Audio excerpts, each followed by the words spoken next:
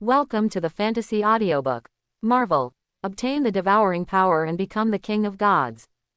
Chapter 21. At this time, a person jumped in from the broken window. Spider-Man. Thunderbolt. Susan, stop fighting, it's a misunderstanding.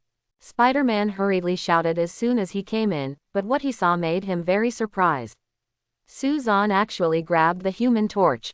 It seemed that the Human Torch had been taught a terrible lesson. Late. Susan glanced at Spider-Man, then put down the Human Torch. As soon as he let go, the Human Torch collapsed to the ground, seemingly fainting. Didn't you swallow his abilities? Spider-Man asked nervously. After notifying the Human Torch, Spider-Man felt that he should also notify S.H.I.E.L.D. and let S.H.I.E.L.D. investigate who this Susan was. What origin? As a result of this investigation, it was discovered that he was actually a consultant who had just joined S.H.I.E.L.D. Being able to become a consultant to S.H.I.E.L.D. is obviously unlikely to be a bad person, and it is also unlikely to be unfavorable to Susan, so it is most likely a misunderstanding. So he hurriedly came in to stop it, but unfortunately, it seemed a little late. You should be lucky that I only devoured his ability and didn't kill him. MD, I was unlucky enough today. First I was beaten by Susan for no reason, then by you, and now I'm also beaten by the Human Torch. What? Are you just bullying outsiders like this? Or am I easy to bully? Susan shouted angrily. Spider-Man was speechless. Who was beaten by whom? Susan was knocked unconscious by you, and I was beaten up by you. Now the Human Torch has not only been beaten, but also his ability has been devoured by you. Who is the unlucky one? Thinking about it, Spider-Man couldn't say these words. After all, Susan was right. If he hadn't been strong enough, he would have been very unlucky. Hey, I don't know how it will end. I think someone should come to clean up the mess soon. Spider-Man spread his hands helplessly, believing that someone from S.H.I.E.L.D. will come soon. In fact, it is indeed the case, less than 10 minutes. There was a roar of machinery outside, and a huge aircraft carrier approached the hotel. Then the cabin door opened and several people jumped out. A black man wearing a long black trench coat and an eye patch over his eyes. A woman in black tights with a curvy figure. A strong man wearing red and blue stripes and carrying a shield on his back. Nick Fury, director of S.H.I.E.L.D., Black Widow Natasha, member of Avengers, spiritual leader, and Captain America. Susan looked at the three of them and named them one by one. If you are here to arrest me, yes, I'm afraid this formation is not enough. He was seriously injured and passed out. I'm afraid his abilities have been swallowed up. Natasha came to the Human Torch to check, said something to Nick Fury, and then went to look at the missing person. Susan woke up and then looked a little weird. She's fine. She was just drunk. Drunk. Hearing this answer, Nick Fury and others felt their eyes darken. I hope you can give me an explanation. Nick Fury asked Susan. Okay, but I also want an explanation. I think you know about 084, right? After completing the task, I was going to go out for a walk and relax. I met Susan at the bar and invited her to have a drink. When I came out I happened to see her drunk, walking alone in the alley, with someone behind her. I wanted to help, but she misunderstood that I was with some kind of puppet master, and explained that she didn't believe it and that I wanted to leave her. She still didn't agree and launched an attack on me. I had no choice but to take action, but she happened to be drunk at this time. I wanted to take her here and wait until she sobered up, but before I left, I met this little bug. Quote. Pointing at Spider-Man, Susan sneered, I wonder if you people have been arrogant for too long, and everyone has such a conceited attitude. Isn't it okay to politely ask what happened and then take action? Preconceived ideas. Am I a bad guy? I beat him and left. I thought he was not that stupid and would naturally ask about me, right? I told him my name. As long as he asked first, he would know that I am also a god. Someone from S.H.I.E.L.D. It turns out that this person seemed to have informed the Human Torch first. The Human Torch was even more arrogant. He didn't even give him a chance to explain and launched attacks over and over again. What? He thought I was made of clay and was easy to bully. What else could he say? Deal with me and then listen to my explanation. Then I still have to explain. Just do it, but it turns out that he is not as strong as he said. Haha. That's what happened. Believe it or not, it's up to you. Suzanne said calmly. Can the ability you devoured be returned? Nick Fury had no reaction to what Suzanne said. He could naturally investigate these things. He wanted to know more about whether the Human Torch's ability could be returned. You must know that although the Human Torch has an unpleasant personality, he is still the righteous party after all. What's more, the importance of the Fantastic Four does not need to be said. Without the Human Torch, who knows how much trouble will be caused in the future. Cannot, Suzanne said calmly, let alone saying he really couldn't. Even if he could, he wouldn't be able to pay it back. Otherwise, wasn't the embarrassment just now in vain? He did this on purpose, in order to devour the Human Torch's ability. He deliberately showed weakness at first and then was forced to take action, just so that he could devour his ability without causing trouble. If he swallowed the Human Torch's ability for no reason, the Fantastic Four, S.H.I.E.L.D., and the Avengers would probably cause trouble for him. Although Suzanne is not afraid of becoming the enemy of the world, wouldn't it be better if there was a way to avoid it?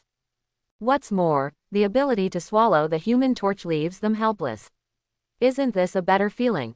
Nick Fury frowned and said, go to the battleship first, and then notify the other members of the Fantastic Four to come over. It didn't matter to Sue that the battle was over, he was really curious about S.H.I.E.L.D., the aircraft carrier. After boarding the battleship, Suzanne ignored the depressed and busy Nick Fury and walked around curiously. Of course, he was accompanied by the Black Widow Natasha, which was considered a kind of surveillance.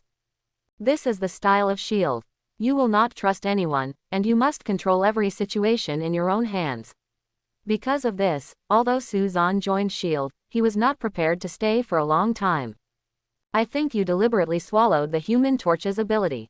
It was an accident that you swallowed Pyro John's fire control ability before. This time, I think you had premeditated it, and for the sake of ability, you also need the Human Torch. Ability. Black Widow Natasha suddenly whispered.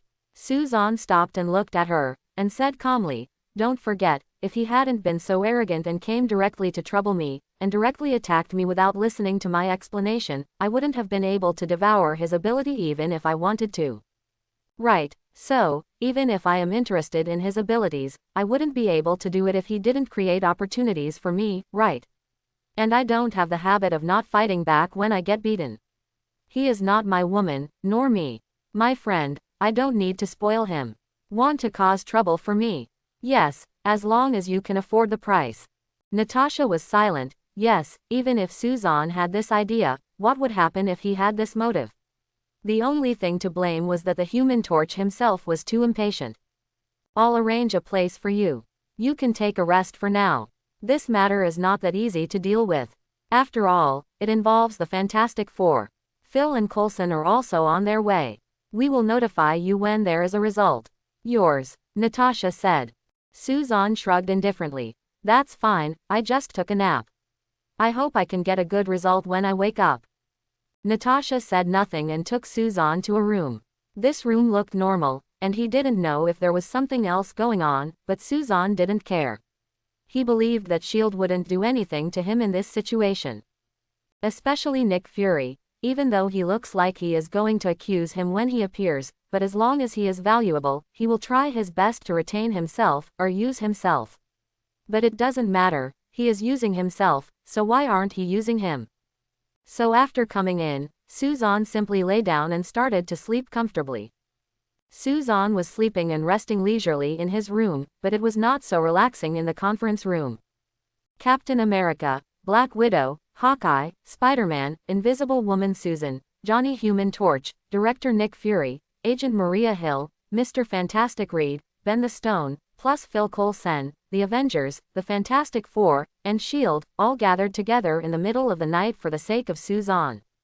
Susan has sobered up, and Johnny has also woken up even though his face is not very good, and has temporarily accepted the fact that he has lost his ability. The whole process has been restored through Susan, Spider-Man, Johnny, and the added surveillance. It is basically consistent with what Suzanne said. In other words, Suzanne is really not to blame for this incident.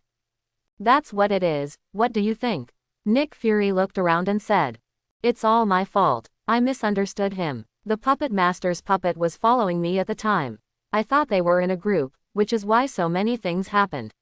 Susan whispered in annoyance. She regrets it very much now. I drank so much. Where's Johnny? Nick Fury asked. Johnny didn't speak, just lowered his head, looking like he hadn't recovered from the blow yet. I can't say who is right or wrong about this matter, but his ability is very dangerous. As the leader of the Fantastic Four, Mr. Fantastic said. First of all, the abilities of each of you are very dangerous and can easily cause damage to the world.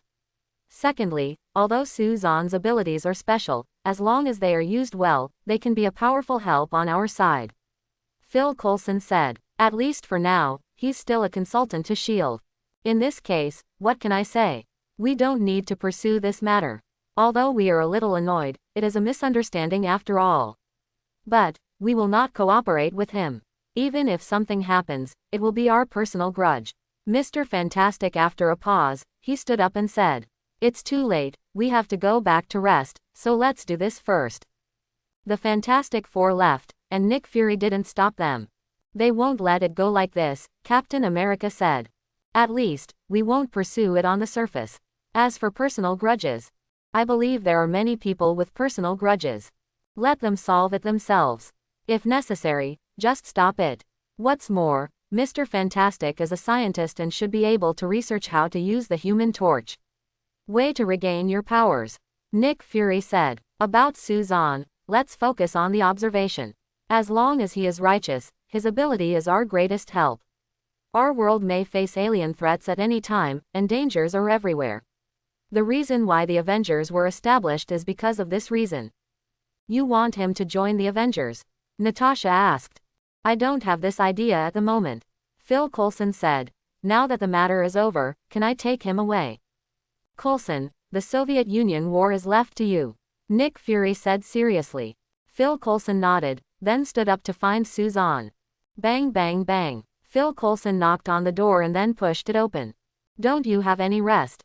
Phil Coulson was a little surprised to see Suzanne sitting there. Suzanne shook his head. I suddenly thought of something, so I couldn't sleep. That's it for the Human Torch. The Fantastic Four may cause trouble for you in the future, but this is all a personal grudge, so you don't have to worry too much. Phil Coulson thought he was worried about this. I'm not worried about this. I don't offend anyone unless they offend me. If they want to trouble me, they have to be prepared to pay the price for their comeback. Suzanne said indifferently, I want to leave for a few days, 3 days, find a place to be quiet, and also master the ability of Thunderbolt. After all, this ability belongs to me, and this ability can help me and help us complete the task better. Okay, but I hope you can return to the team as soon as possible, and I hope I can contact you at any time. You know, this is a sensitive period. Phil Coulson said. Understood. Suzanne smiled. Phil Coulson was one of the few people he admired, and his character was indeed worthy of his appreciation. At least he's not that hypocritical. I want to leave now. They should let me go down, right? Of course, I'll go with you. Suzanne spoke to Phil Coulson and Nick Fury, then sent a plane to take the two to the ground, and then the two went their separate ways. It seems like what I thought, they won't pursue it openly. As for private revenge, if they dare to come, I won't mind swallowing up their abilities. Speaking of which, the Fantastic Four's abilities are still so powerful, the energy generated by swallowing a Human Torch actually upgraded the system. Suzanne originally planned to sleep, but unexpectedly he suddenly heard a system prompt. The system had been upgraded. System upgrade, increased system space, and increased copy task retention time. This was the prompt Suzanne heard. After the upgrade, he didn't notice any big changes, except that there was an extra 10 square meters of system space. According to the system's explanation, anything could be stored in this system space, of course, not including humans for the time being. However, this system space can be used anywhere, that is to say, it can also be used in a copy task. In other words, he can put the things in the copy task in the system space, and then take them out after leaving the copy. This is a pretty good feature. At least you can get a lot of things in the dungeon missions in the future. Secondly, the retention time of the dungeon task was originally 12 hours, but now it has increased to 3 days. At least, you don't have to be so anxious next time you enter the dungeon. This is why Suzanne suddenly said that he wanted to act alone and was preparing to enter the dungeon. It's still a copy of superpower. Last time, many goals were not achieved due to out-of-control reasons. I have to get the two abilities of mind control and mental control.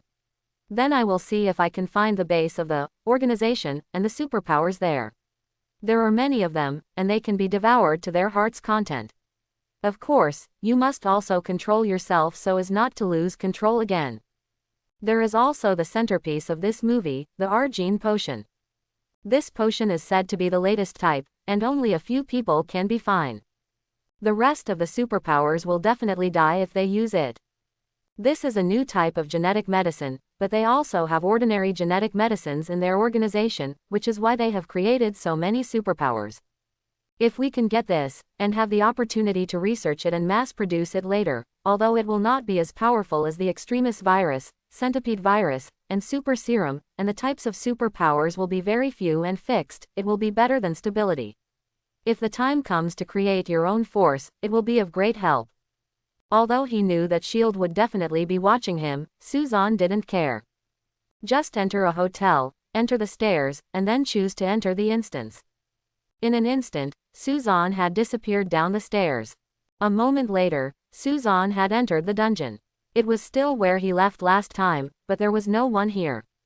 Li Xiaolu disappeared, her body disappeared, and she didn't know how much time had passed.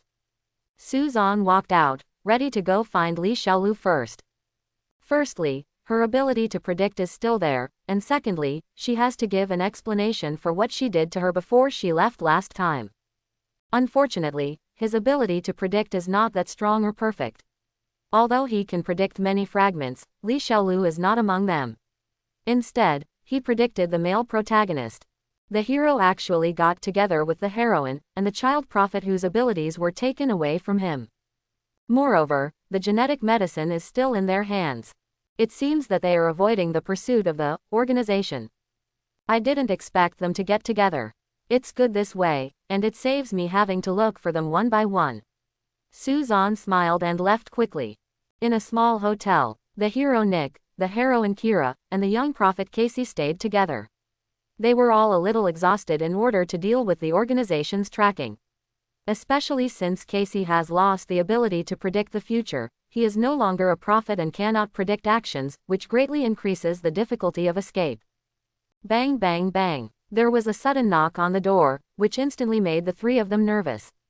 Nick looked at them, took out the gun from his waist, and cautiously walked to the door. Boom. The door was suddenly kicked open, and two men walked in. One black, one white. The black man is the big boss of the organization, Nick's father-killing enemy, and has the ability to control his mind. And the white man is his subordinate, with the same mind control ability as Nick. You can really escape. Aren't you a prophet? Didn't you see me coming back? The black man smiled proudly and asked Casey. He didn't know yet that Casey had lost his powers. Casey pretended to be calm and said, I saw it, and I saw that you will die here. Really, I don't think I'm going to die here. The black man looked at the three of them and said proudly, I'm afraid you can't do it alone, so hand over your things and follow me back obediently, or die here. Ahem, I'm sorry to interrupt, that thing. I want it, so. I'm afraid you won't get it. After the black man finished speaking proudly, a voice suddenly sounded. The black man turned around instantly and saw a Chinese man slowly walking in. I told you that you would die here, why don't you believe it? Seeing Suzanne suddenly appear, Casey was a little panicked, but he smiled. She didn't know who Suzanne was, but she knew that Suzanne had the ability to devour others. You were the one who killed me before. Are you a vampire? The black man asked Suzanne. It doesn't matter who I am, what matters is, that little girl is right, you will die here. Suzanne smiled and slowly raised his hand under everyone's attention. Flames burst out instantly, and the entire arm seemed to turn into fire. Boom! Under everyone's surprised gaze, the hot flames turned into fire fists and directly hit the black boss and the subordinate. The first thing to do is to strike first. One of these two people can control the spirit, and the other can control the mind. If they are allowed to react, it may not be that easy to deal with. The fire fist struck, and the heat wave hit his face. The black boss was so well informed that he directly drew his gun and opened fire on Suzanne, and the subordinate also released telekinesis, and a Susan-like defensive shield enveloped him and the black boss to resist the flames. The bullet hit Susan, but Susan easily dodged it.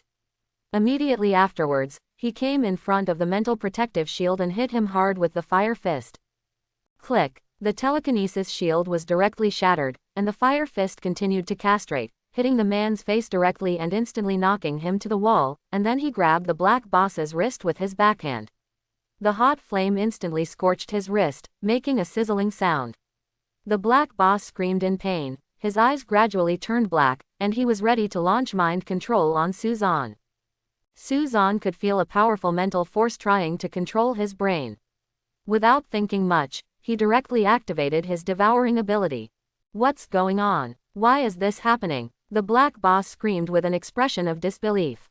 He felt that his ability was rapidly draining away. He struggled and kept activating his ability, but he couldn't stop it.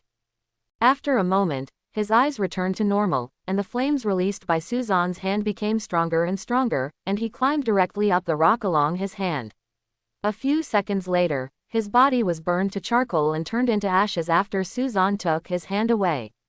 If you dare to run away, I guarantee, you will end up like him, Susan said in a cold voice without turning his head. Behind him, the subordinate struggled to get up. Seeing the black boss being burned to ashes, he subconsciously wanted to run.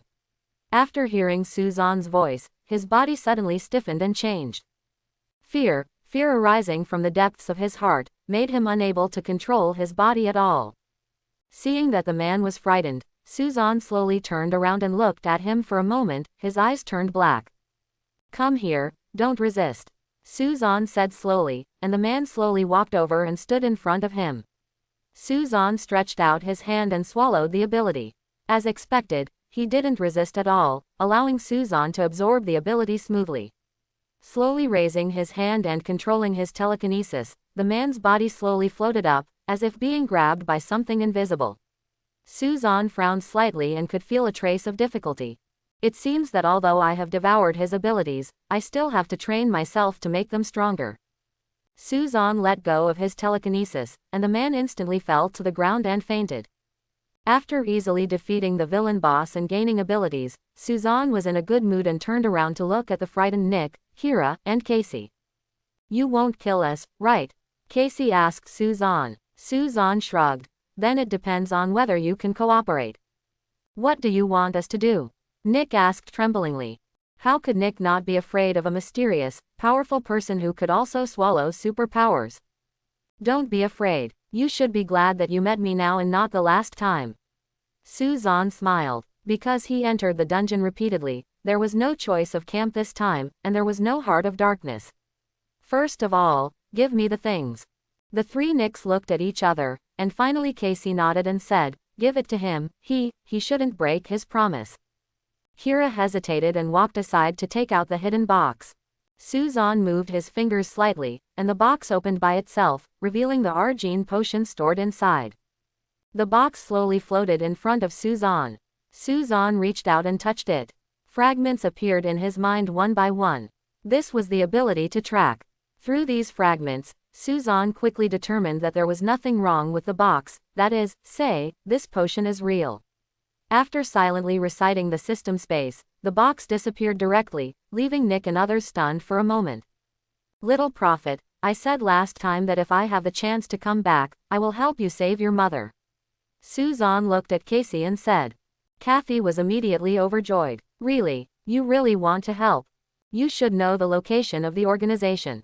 Take me there and I will rescue your mother.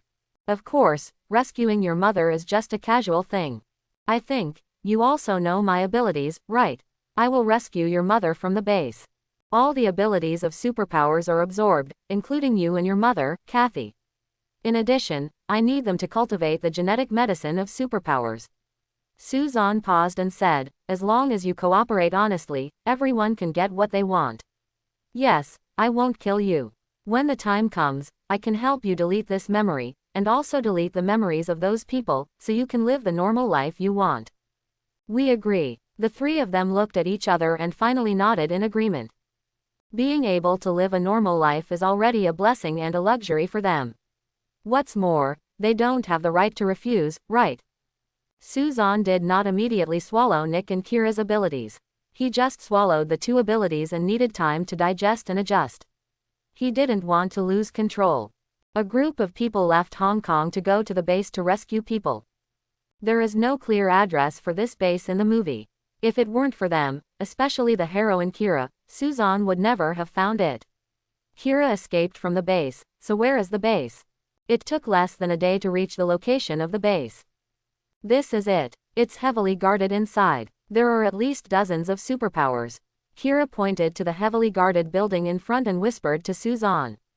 So many superpowers. A day has passed. It would be a bit troublesome to swallow up so many abilities in 2 days. However, as long as the gene potion is obtained, won't the abilities you want in the future be inexhaustible? Even if they are all repeated, the ability can also enhance existing capabilities or provide upgrade energy for the system. Suzanne thought for a while and said, "The so-called tight security means nothing to me. Just follow me in and protect yourselves." "I won't protect you," he said. Suzanne had already walked over in a swaggering manner. The three of them looked at each other and hurriedly followed. He raised his hand towards the door, and the door shook violently. After a moment, it broke away from the door frame and was pushed aside. As soon as he entered, he saw several guards running towards us, taking out their guns and seeming ready to fire. But at this time, their guns flew out of their hands one after another, and they unloaded themselves. Looking at the scattered guns, the guards found themselves flying up, and then constantly colliding in the air. After a few moments, he was knocked unconscious. Mind control, this ability is really good. Suzanne nodded with satisfaction and said, "Kira, take me to find the potion. Nick, Casey, you can go rescue people first." Working separately, Kira took Suzanne directly to the most secret location in the organization, where the genetic potions and formulas were stored. Although he encountered enemies along the way, they were easily defeated by Suzanne using his telekinesis. Although I wasn't very proficient when I first acquired the ability, after a few practices, I'm pretty good at it. Two superpowers were standing guard in front of the vault where the potions were stored. When they saw Suzanne and Kira swaggering over, they were about to attack in an instant. "Lie down." Suzanne sneered and accelerated his body suddenly. He was originally at least 7 or 8 meters away, but in the blink of an eye he was in front of the two people. Before the two people could activate their superpowers, Suzanne was knifed one by one hand. It fell down directly. The abilities of these superpowers are very powerful for ordinary people, and they seem to be irresistible. But what they rely on is only superpowers. Physical fitness, combat literacy, etc. are far behind. Even if Suzanne didn't have much fighting experience, he could still solve it with just his strong physical fitness. If it were Captain America, it would probably be easier. Just throw the shield and it won't take a second or two to knock these two people down. Then Suzanne's hands turned into flames again and he hit the vault fiercely. The vault seemed very strong, but under Suzanne's powerful strength and the 1,000-degree heat, it was fragile, and it was already pierced with just a few punches. After entering, Suzanne quickly saw the prepared genetic medicines, found the formula, and received them all into his system space. Suzanne turned to look at Kira. "Are you going to swallow my ability?" Kira said. Suzanne smiled and said nothing, but stretched out his hands and put them on her head. Kira did not resist, but Suzanne did not devour his ability. Instead, he deleted her memory, turned her eyes completely black, and input some brand new memories into her. The content is very simple, just let her surrender and obey herself. As a heroine, Kira has a good figure and appearance. In this dungeon that allows him to do whatever he wants, Suzanne plans to transform her into his maid to help him manage the world. Suzanne let go of his hand. Kira's expression changed slightly, and she looked at him with eyes full of reverence and submission. "Go and take over this place and prepare all the cash for me," Suzanne ordered. "Yes, master," Kira responded obediently, turned around and went out. Suzanne found Nick, Casey, and Casey's mother who had been rescued. "Are you ready? I'm going to devour your abilities and then help you modify your memories. After you leave, you can live the life you want," Suzanne said directly. "Where's Kira?" Nick asked curiously. "Don't ask about things you shouldn't ask," Suzanne said coldly. directly grabbing his ability to devour him, and modifying his memory at the same time. Then he followed the same pattern and swallowed up Casey's mother's abilities, modifying her and Casey's memories. Speaking of which, Casey's mother also has the ability to predict the future, and it is much stronger than Casey. After doing it, Suzanne let them leave directly. Now, this base belongs to him, and he has 2 days to rest and find Li Xiaolu. Mind control is indeed a very powerful ability. Kira seems to be a different person now.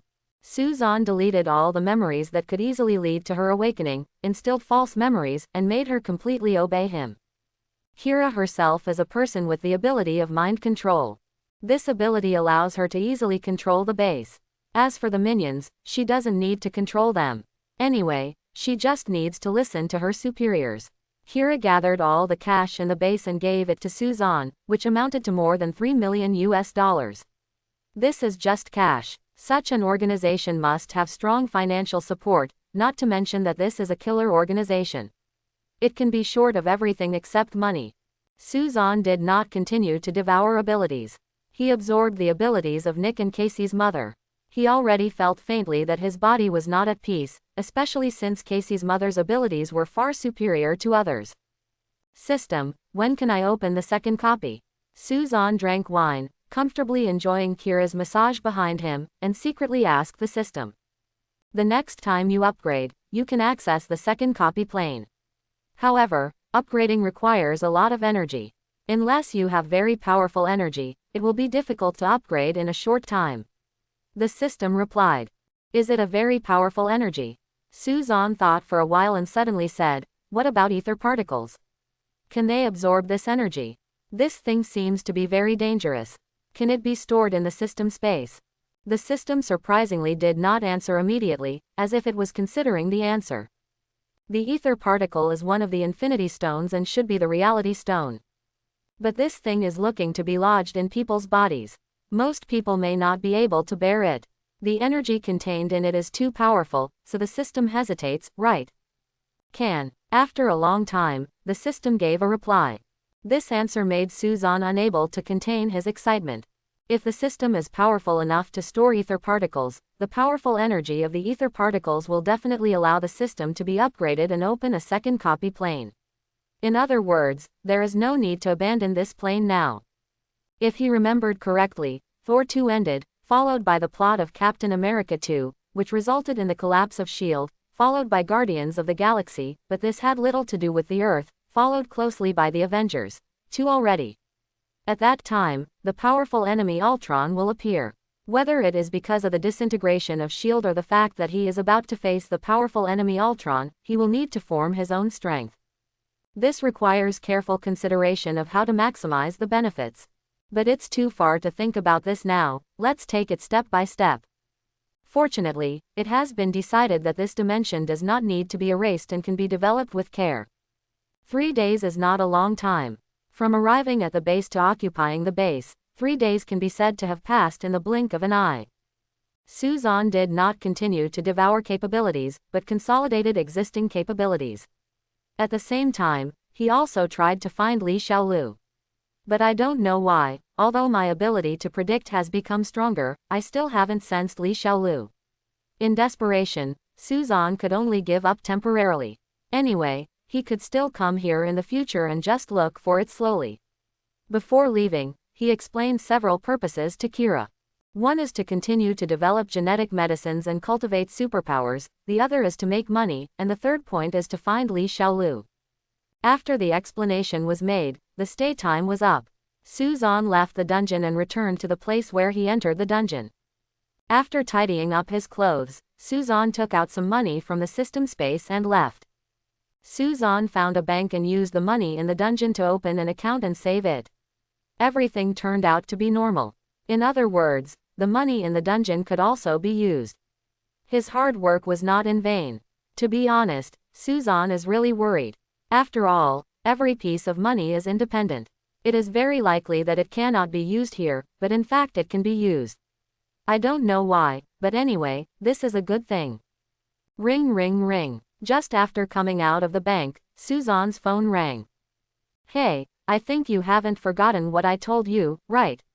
Where have you been in the past 3 days, and why can't I contact you? Phil Coulson said on the phone. Everyone needs their own space, don't they? Suzanne said calmly. But your independent time is over, you'd better come back right away, we have a mission. Phil Coulson said seriously. Bang, bang, bang. Sky's fists were wrapped with gauze, and she punched sandbags in a decent manner. Her body was covered in sweat, and the tank top exposed her good figure. Honey, what are you doing? Suzanne walked over and asked Sky curiously. Sky pumped her fist and said with a smile, I can't help it, my boyfriend is too awesome, so I have to work hard too. Suzanne smiled and helped her hold the sandbag and said, it is not a good idea to work behind closed doors. If you really have this intention, why not ask May for advice? If she can teach you, you will become stronger soon. Quote. Plum. Sky thought for a while and decided to go back and find time to talk to May. At this time, the announcement on the plane rang, and everyone gathered in the conference hall. As soon as he arrived, he saw Phil Coulson walking over and said as he walked, half an hour ago, a SHIELD transport vehicle was attacked.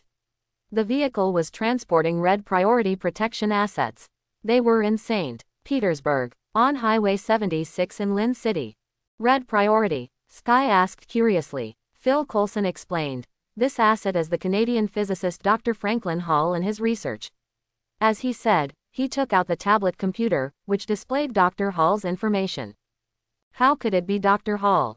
Simmons and Fitz looked surprised and annoyed, and said in unison. He was our chemical kinetics instructor our sophomore year. Yes, he is passionate about science. We admire him very much. Can we save him? Right. Simmons looked at Coulson. Coulson said, he is our man and we will do our best. Who was the attacker? Suzanne on the side asked casually.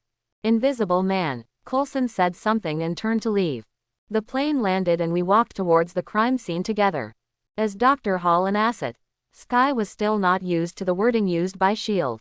He is one of the few scientists that SHIELD has been protecting. These scientists are all our enemies really want to get their hands on. We hide them and keep them moving. Coulson explained. So we're honored to have him as our mentor, Simmons said. But now he is not in our hands. What does red priority mean? Sky asked again. It means the security system should be very.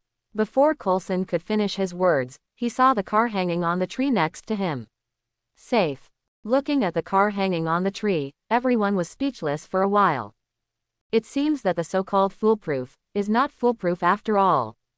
Arriving at the scene of the incident, Coulson asked the injured SHIELD colleague about the situation. The SHIELD colleague must have been frightened. According to him, the car was automatically blown away without seeing anyone at all. Moreover, the other party seemed to know the route of action and suspected that there was a traitor in SHIELD.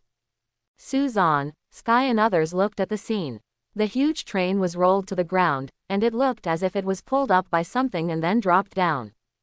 Simmons, wearing special glasses and holding instruments, seemed to have discovered something and shouted. Everyone gathered around, and Gemma Simmons grabbed a handful of soil from the ground and gently shook it. A strange thing happened. The soil turned into a small whirlwind, which moved automatically without wind. What is this? Sky asked in surprise. I think the electronic static field scanner activated something. Gemma Simmons said uncertainly.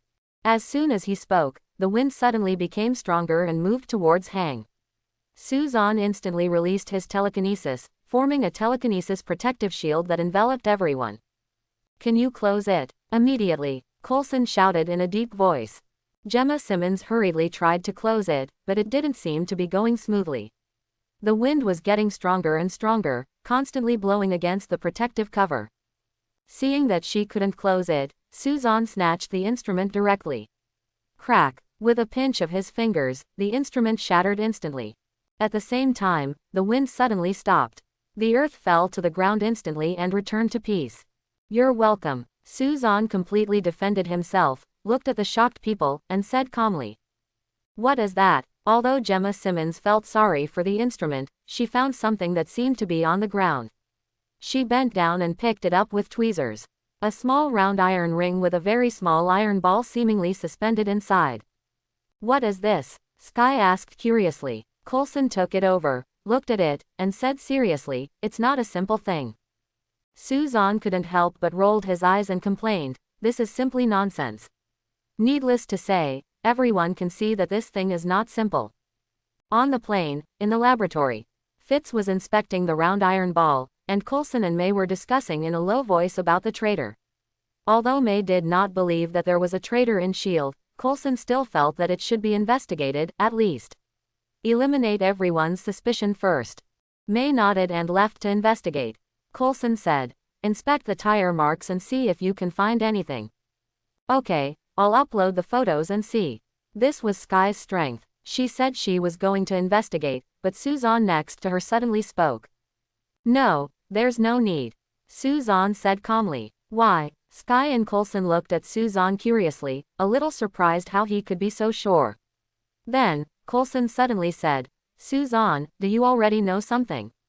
I know you have the ability to predict the future, but this is not the future, but what has already happened. Of course you can't predict what has happened, but you can predict what hasn't happened yet. I don't know who kidnapped the doctor, but I know who you will deal with in the future, and I also know where the doctor is." Suzanne paused. Wrote, "Now that we know who it is, there is no need to go through the investigation process again." "Who is it?" Coulson asked in a deep voice. "This thing should be a small instrument that can affect gravity." Suzanne pointed to the round iron ball that Fitz was inspecting and then continued, "Quinn International Company." "Quinn International Company. Fitz, Simmons, you must have studied its CEO when you were studying chemical engineering, or you may have seen him on the cover of Forbes, Ian Quinn." Coulson said in a deep voice. "It should be that he kidnapped Dr. Hall in order to let him control a large gravity proton instrument. It should be used to study certain abilities," Suzanne said calmly. "He is now in the Republic of Malta, and has become a Maltese citizen, and is preparing to hold a cocktail party." Sky raised his head and said, having already investigated his location. "The doctor is right there," Suzanne said. Coulson frowned. "It's a bit troublesome. S.H.I.E.L.D. can't track the Republic of Malta, and it can't do anything to him. Otherwise, it will have to face many international clauses. I'm afraid it won't be possible to rescue Dr. Hall. Easy. The local government will not allow the assault troops to enter, and Ian Quinn's house is heavily guarded and surrounded by power grids. Unless we have an inside line, it is impossible to enter. The only way is for us to go in alone. S.H.I.E.L.D. will approve it but not admit it, so if anything happens, we have to face it ourselves. However, it is still not possible without an inside line. There is no way to pass the censor. Then the power grid will be activated, and even if we have a way to deal with the power grid and lasers, we will definitely be discovered by then and there will be no way to rescue us," May said from the side. Coulson nodded. "That's it. Suzanne, in the future you predicted, how did we do it?" Coulson asked Suzanne. Suzanne didn't say anything, but glanced at Sky next to him. Sky seemed to be doing something on his mobile phone. He knew that Sky was getting an invitation to enter the reception as a member of the Rising Tide organization. However, this is very dangerous. After all, Sky has not received training in this area. Actually, it's not that difficult to save people. Although the guards are tight, it doesn't pose a threat to me at this level. I can break in directly, help you attract firepower, restart the power grid, and then you can sneak in and rescue the doctor." Suzanne didn't want Sky to take risks, so he took the initiative to ask Yingdao. "Are you sure?" Coulson asked uncertainly. Suzanne nodded. "If this Dr. Hall is worth saving." "Okay, Fitz, you immediately get the equipment that can restart the power grid. Let's set off and go to Malta," Coulson said decisively. "Suzanne, this is the watch I designed for you. Do you see the red light next to it? As long as the color of the light turns green, it means that you have entered the range of their network. At that time, you only need to press it lightly, the power grid system will restart." Gemma Simmons took the watch and helped Suzanne put it on, explaining. Suzanne looked at it. "Don't tell me, the watch is quite nice." "Understood." Suzanne put on his headphones, responded, then walked aside and sat down to rest. Dr. Hall basically cannot be saved. Although Suzanne can save him, he doesn't want to do so. Although this Dr. Hall was kidnapped at first, he was instigated by Ian Quinn in the end and became his side. Finally, he was hit by Coulson and fell into the gravity proton. It looked like he was certain to die, but at the end he stretched out a hand, so he might not have died. According to Suzanne's own speculation, this guy may have been a blessing in disguise. Not only did he not die, but the fusion of gravity particles with the molecules of his body gave him the ability to control gravity and change the gravity of objects at will. This reminded him of a relatively powerful but not very famous villain in the Marvel world. King of all power. Suzanne, be careful. The plane landed in Malta, near Ian Quinn's villa. Suzanne was ready to leave.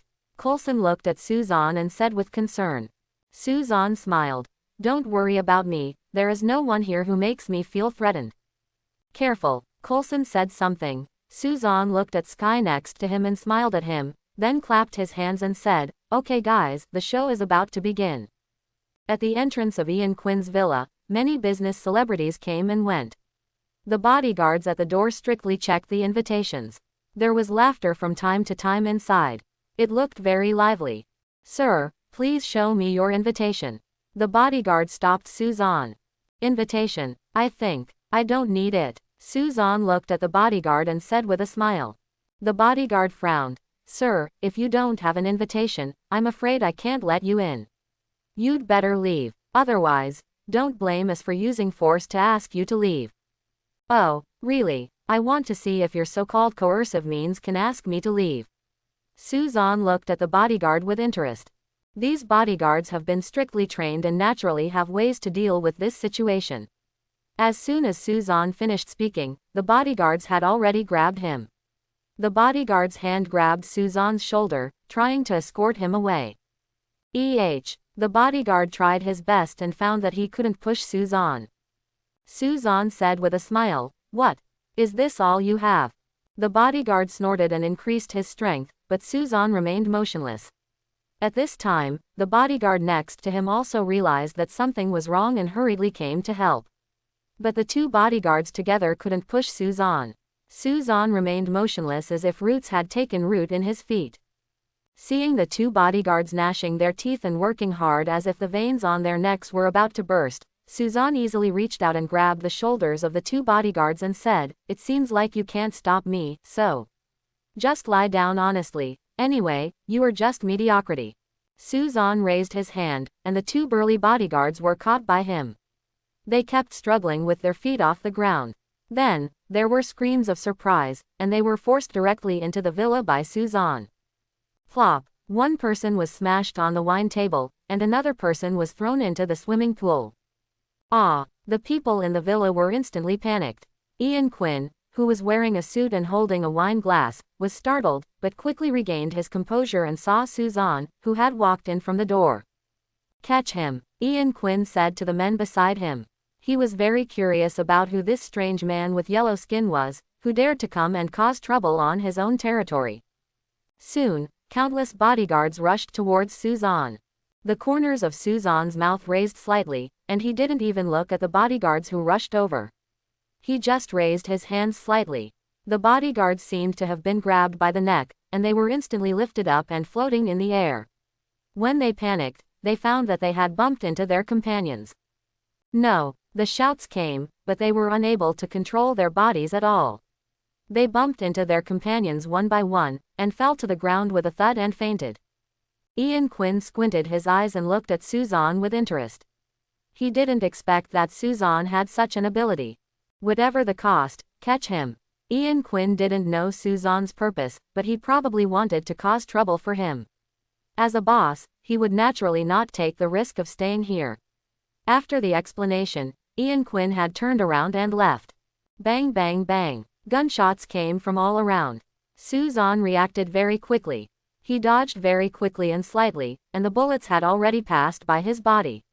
Immediately afterwards, the mind control was used, and the bullets that flew out instantly went back like a replay, and flew towards the shooter in an instant.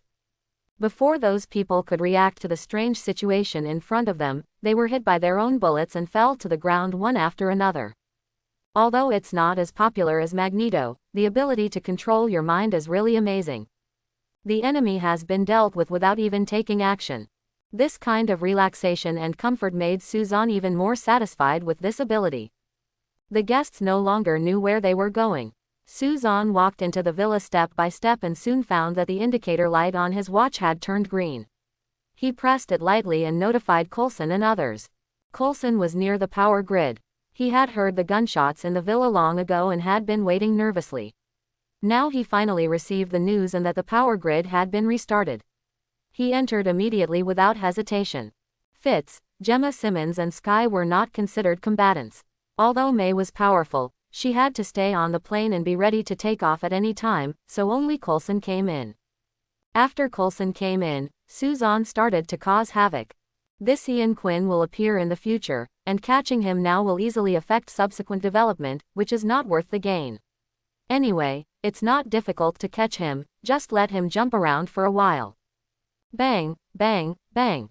Things in the room were constantly crushed and destroyed by Su Sheng's telekinesis. Not long after, Suzanne felt a violent tremor on the ground. He guessed that Coulson had found Dr. Hall. Suzanne walked outside and took a look. A helicopter had just taken off, and Ian Quinn was inside.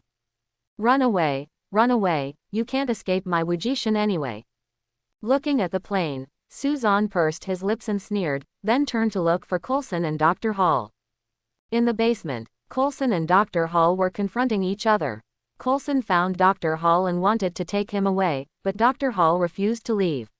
When Suzanne arrived, the machine had already been started, and he heard Dr. Hall saying that the machine would be destroyed, and the resulting explosion might kill countless people. You can't do this, it will cause the death of many innocent people, and my team is still here, they are good people. Coulson said towards Dr. Hall. Dr. Hall said calmly, Ian Quinn's power has become more and more powerful. If he continues to be studied, he will have very terrifying energy. What I am doing now is just to protect all mankind and sacrifice my life for all mankind. For a small number of people, there's nothing they can do about it. As he spoke, Dr. Hall actually took out a wine glass and poured himself wine. Then, strangely, the wine poured out was tilted. Is the ground starting to tilt? Things were flying around, and the machines inside were running rapidly, emitting blue electric light. When the shaking ended, Coulson and Dr. Hall were already standing on the wall. The gravity field of the entire space has completely changed. Coulson was unwilling to persuade him, and Dr. Hall pointed a gun at him, seeming to be explaining and elaborating his ideas. The only one who is still normal is Suzanne. In fact, Suzanne also felt the change in gravity, and he couldn't control his whole body at all. But he activated his mind power, used it to control his body, and change the gravity as smoothly as possible, thereby changing his own gravity. What Suzanne saw at this time was that Coulson and Dr. Hall were facing each other on the left wall. On the right is the operating gravity proton instrument. The gravity particles in the center of the instrument are changing irregularly and constantly changing shapes. Suzanne, find a way to stop the machine. This thing is going to explode, and all of us are in danger. Coulson knew that he could no longer persuade Dr. Hall, so he could only shout at Suzanne, hoping that Suzanne could turn the tide. Okay, Suzanne responded, preparing to find a way to stop the machine. Don't even think about it. Dr. Hall shouted and fired directly at Suzanne. But the moment he fired, the surroundings shook violently again. This time the shaking was very strong. Dr. Hall lost his footing and fell to the ground. Suzanne was also shaken so much that he couldn't control his telekinesis and almost flew out. Fortunately, he quickly stabilized himself and successfully turned off the power. The shaking stopped, but the machine did not. Suzanne frowned. Is it really the only way to keep Dr. Hall in? Originally, he wanted to think about whether he could get this gravity particle, but it seemed he could only settle for the next best thing. Thinking of this, Suzanne suddenly controlled his telekinesis to cover Coulson's body, and then directly threw Coulson out of the room where gravity was already chaotic. Run quickly, get out of here, I'll find a way to fix this. Suzanne shouted towards Coulson. Coulson shook his head. No, I can't leave you here alone. It's too late. Someone has to handle it. Let's go, notify May, and start the plane quickly. Suzanne shouted loudly. Coulson frowned, then gritted his teeth and turned around to run out. It's useless. It's going to explode here soon. It's too late, Dr. Hall murmured. Suzanne shook his head. Not necessarily, Dr. Hall, this is the first time we have met, but it will definitely not be the last time. I believe, in the future, we will have the opportunity to meet again. No. We will all die. Dr. Hall shook his head and suddenly saw Suzanne raising his hand and pointing it at him. Goodbye, next time we meet, maybe I should call you King of 10,000 Powers. Suzanne said something and waved his hand vigorously. In an instant, Dr. Hall flew out involuntarily and directly towards the gravity proton instrument. No, Dr. Hall shouted, but the person was already surrounded and swallowed by the black gravity particles in the gravity proton instrument. At the same time, a violent explosion was instantly generated from the gravity proton instrument. The powerful force was so powerful that Suzanne could not resist it. The telepathy shield was opened instantly, but it was useless. It was shattered in an instant, leaving him. He hit the wall hard and then slowly landed on the ground. Ahem, it seems that we really have to use this method. Although it is a bit unconventional, maybe, this is fate. Suzanne got up with a grin, glanced at the stopped gravity proton instrument, and couldn't help but sigh. Struggling and walking slowly over, Suzanne looked at the completely solidified gravity particles and said, "System, can you receive this thing into the system space?" "Can." "Then take it in." As the words fell, the black gravity particles solidified in the center of the gravity proton element disappeared instantly, and then appeared in the system space, quietly, as if they were just ordinary black stones. "Suzanne, are you okay?" Coulson came back again and shouted to Suzanne. Suzanne shook his head. "I'm fine, but I'm afraid this trip, my work was in vain." "No, at least we saved ourselves and many people," Coulson said seriously. Suzanne briefly told Coulson what happened. Dr. Hall fell into the gravity proton instrument, was swallowed by the gravity particles, and then disappeared together with the gravity particles. Coulson did not doubt his words, but felt lucky that there was no explosion here. After returning to the plane, Suzanne took a shower and changed his clothes. As soon as he returned to the room, he saw Sky come in and throw herself into his arms. "What's wrong?" Suzanne asked while holding Sky. Sky shook his head and said, "Fortunately, you're okay. It's really too dangerous. I regret it a little. If I had known it was so dangerous to be in S.H.I.E.L.D., I would rather not come." Suzanne patted her back and said with a smile, "Don't worry, I'm not that easy to get into trouble. As for danger, it's the same everywhere. This world is not safe, and we can even be in danger at any time. If you want to avoid danger, you can only make yourself stronger. Sky, are you willing to help me?" "I do, of course I do." Sky raised her head and said without hesitation, "It's just, I don't know how I can help." "Of course you can help, and it's important," Suzanne said, walked over and closed the door, pulled Sky to sit down and said, "You know I can predict the future. Although this is not under my control, I know that in the future, the world will face countless huge challenges. It's dangerous, and S.H.I.E.L.D. isn't that safe. Whether it's for our own safety or the safety of the world, I think it's necessary to form our own team." "You want to leave S.H.I.E.L.D.?" Sky asked in surprise. Suzanne shook his head. "Not for the time being, at least until the results of the investigation of what you want to investigate are obtained. What's more, S.H.I.E.L.D. is not as beautiful as you imagined. Instead of doing this, it is better for us to form a team ourselves. A team like the Avengers puts power in their own hands. So, I want you to help me investigate a few people. Although I know them, it's not that easy to find them, so I can only count on you," Suzanne said with a smile. "Good," Sky agreed simply. She believed that Suzanne was not a bad person, and even if he was, she would stay with him forever. "The first one we're looking for is a mutant. Her real name should be Clarice Ferguson. She's a Chinese-American mutant with the ability to travel through time and space. Suzanne's first goal is Blink, a mutant with time and space transmission. Ability can facilitate many things. The most important thing is that with her, it will be much easier to find others. Otherwise, it would be too much time to run and search one by one." "Wait for me." Sky said something and turned around to go out. After a while, he came over with the computer and started playing with it. After a while, flashing information was displayed on the computer. "Is it her?" "Yes, it's her." Seeing that Sky found the flashing information so quickly and even found her location through satellite, Suzanne was really surprised. He hugged her happily and kissed her. Then, Who else are you looking for? Seeing that he had helped Suzanne and that Suzanne was so happy, Sky also became happy. Nothing else is urgent at the moment. I'm going to find her first, and then I have some other things to deal with. My dear, I may not be able to stay with you in S.H.I.E.L.D. for a while. There is less and less time left for me. I must cultivate our power as soon as possible. I understand, don't worry, I will take care of myself as soon as possible and find out my identity as soon as possible. Sky nodded. Suzanne thought for a while and said, I'm afraid I won't be able to hide this matter by then. If Coulson asks you, just admit that you helped me. Is this okay? Will they? Sky was a little worried. Suzanne shook his head. No, the Avengers are an example.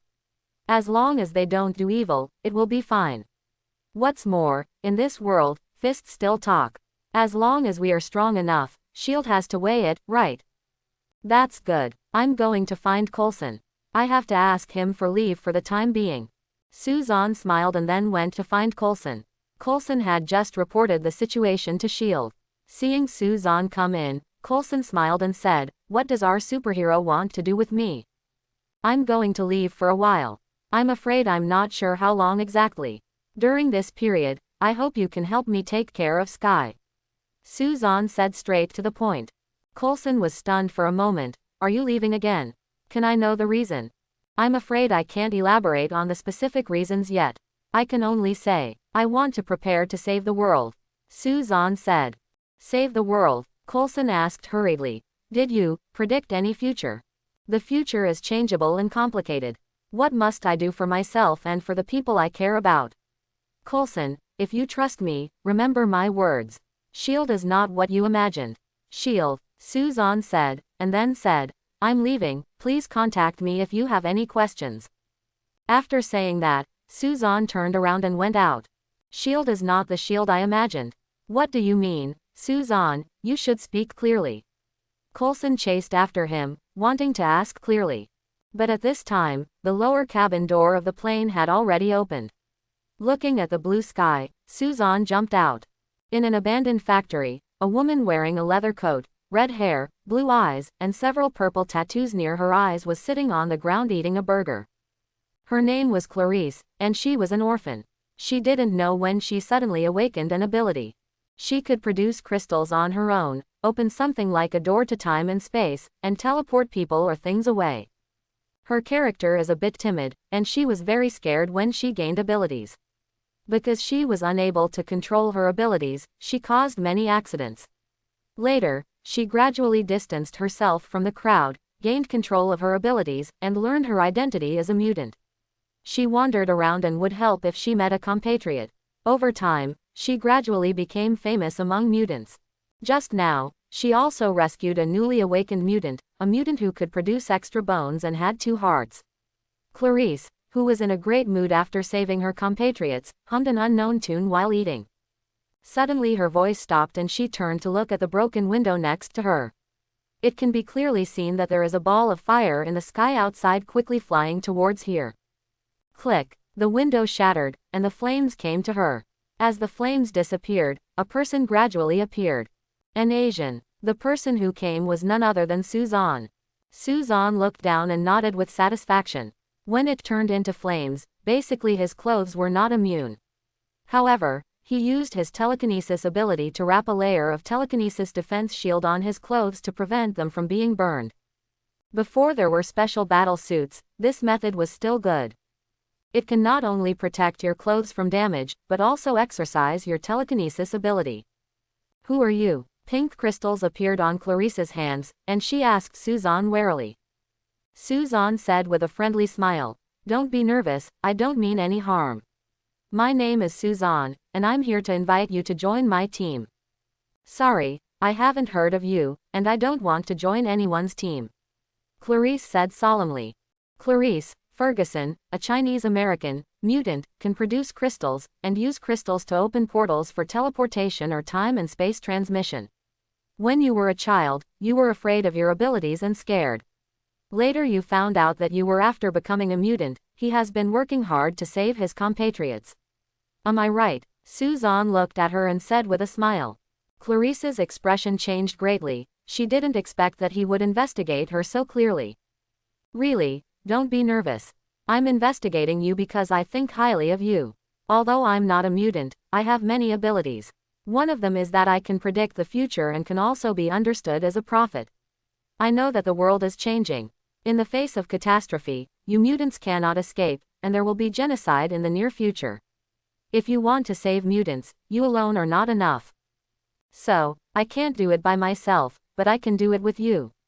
What's more, who knows whether what you said is true or false? Clarice said in disbelief. Because I will not let this world be destroyed, so whoever tries to destroy and control this world is my enemy.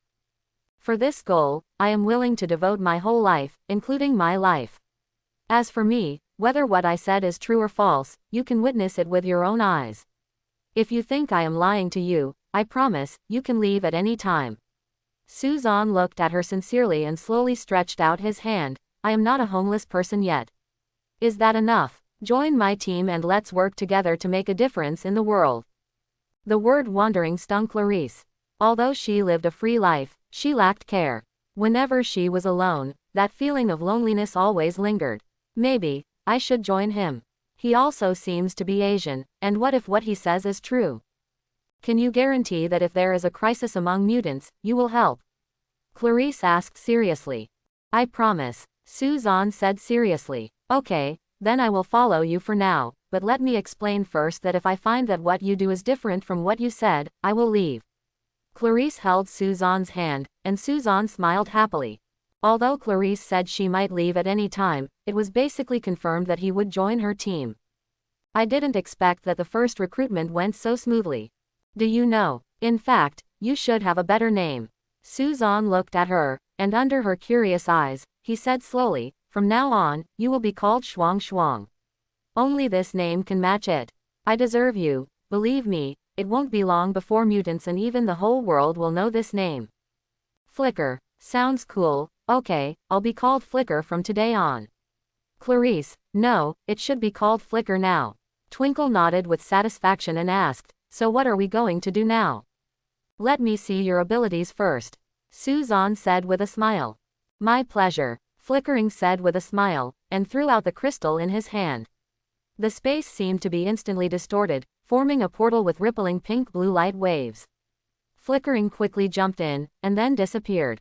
The next second, behind Suzanne and above his head, a portal appeared instantly, and Flickering jumped out and kicked Suzanne. Want to see my ability? Okay, then I also want to see if your ability is enough to recruit me. Huan thought in his mind, looking at Suzanne who didn't seem to realize it. He kicked him in the head, passed. Snapped. Suzanne didn't turn his head or turn around. As if there were eyes on the back of his head, he accurately grabbed her ankle with his backhand. Huan was shocked and hurriedly kicked him with the other foot, but suddenly felt that he was being pushed out. The force was not great, so after a brief period of weightlessness, Shuang quickly adjusted his body and landed safely. After landing, blinked quickly through the crystal and disappeared again. The corners of Suzanne's mouth raised slightly, and he slowly closed his eyes. The next second, Flicker appeared in front of him and started attacking crazily. It's not fast enough. Your attack is not fast enough. I can easily dodge even with my eyes closed. If you want to use the portal to suddenly attack your opponent, then your attack must be fast, accurate, and ruthless. Otherwise, it will be easy to be caught by the opponent, for example, like this. Suzanne closed his eyes and swayed slightly, dodging the flickering attack accurately, and then suddenly grabbed her fist. So what, I can escape at any time, Shuang said unconvincedly, and prepared to throw the crystal and escape. But at this time, he discovered that his body was out of control. The crystal was in his hand. No matter how hard she tried, she couldn't throw it out or open the portal. No ability is invincible. As long as your body is immobilized, you will not be able to use your ability. Suzanne opened his eyes, let go of her, and then revoked his control of her mind. Looking at Shuang's frustrated look, Suzanne said with relief, however, any ability can be made stronger through hard work and training. Water defeats fire, but as long as fire is strong enough, water cannot extinguish fire. Likewise, as long as you are strong enough, my mind control will not be able to deal with you. Alright, I got it. Twinkle said something and asked curiously, "But, how many abilities do you have? You are not a mutant, so what are you?" "I'm just an ordinary person. Just an ordinary person with special abilities." Suzanne smiled faintly and said, "You are very capable and can do many things, so before the crisis comes, you must become stronger, not just as a supporting role, but as a warrior on your own. As a warrior, you lack means of attack. Your ability is your best means of attack. You can open the portal or close it at any time. As long as you operate it well, you can completely cut the enemy in half. Also, although opening the portal is cool, the sensitivity is still too low. You can try throwing the crystal onto the thing you want to teleport and teleport directly." "This is impossible." Shuang Huan shook his head and said, "What I have tried can only open the teleportation gate. There is no way to use crystals to teleport directly." Suzanne shook his head seriously. "Don't underestimate your potential. As long as you work hard, there is nothing you can't do." "Okay, I'll try my best."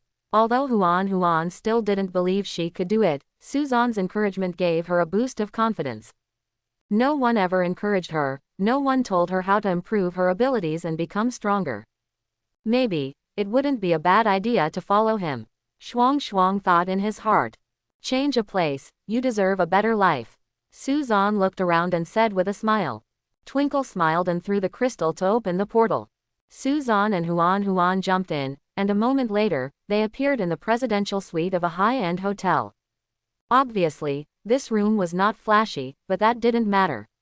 Suzanne turned around and went out to directly book the presidential suite.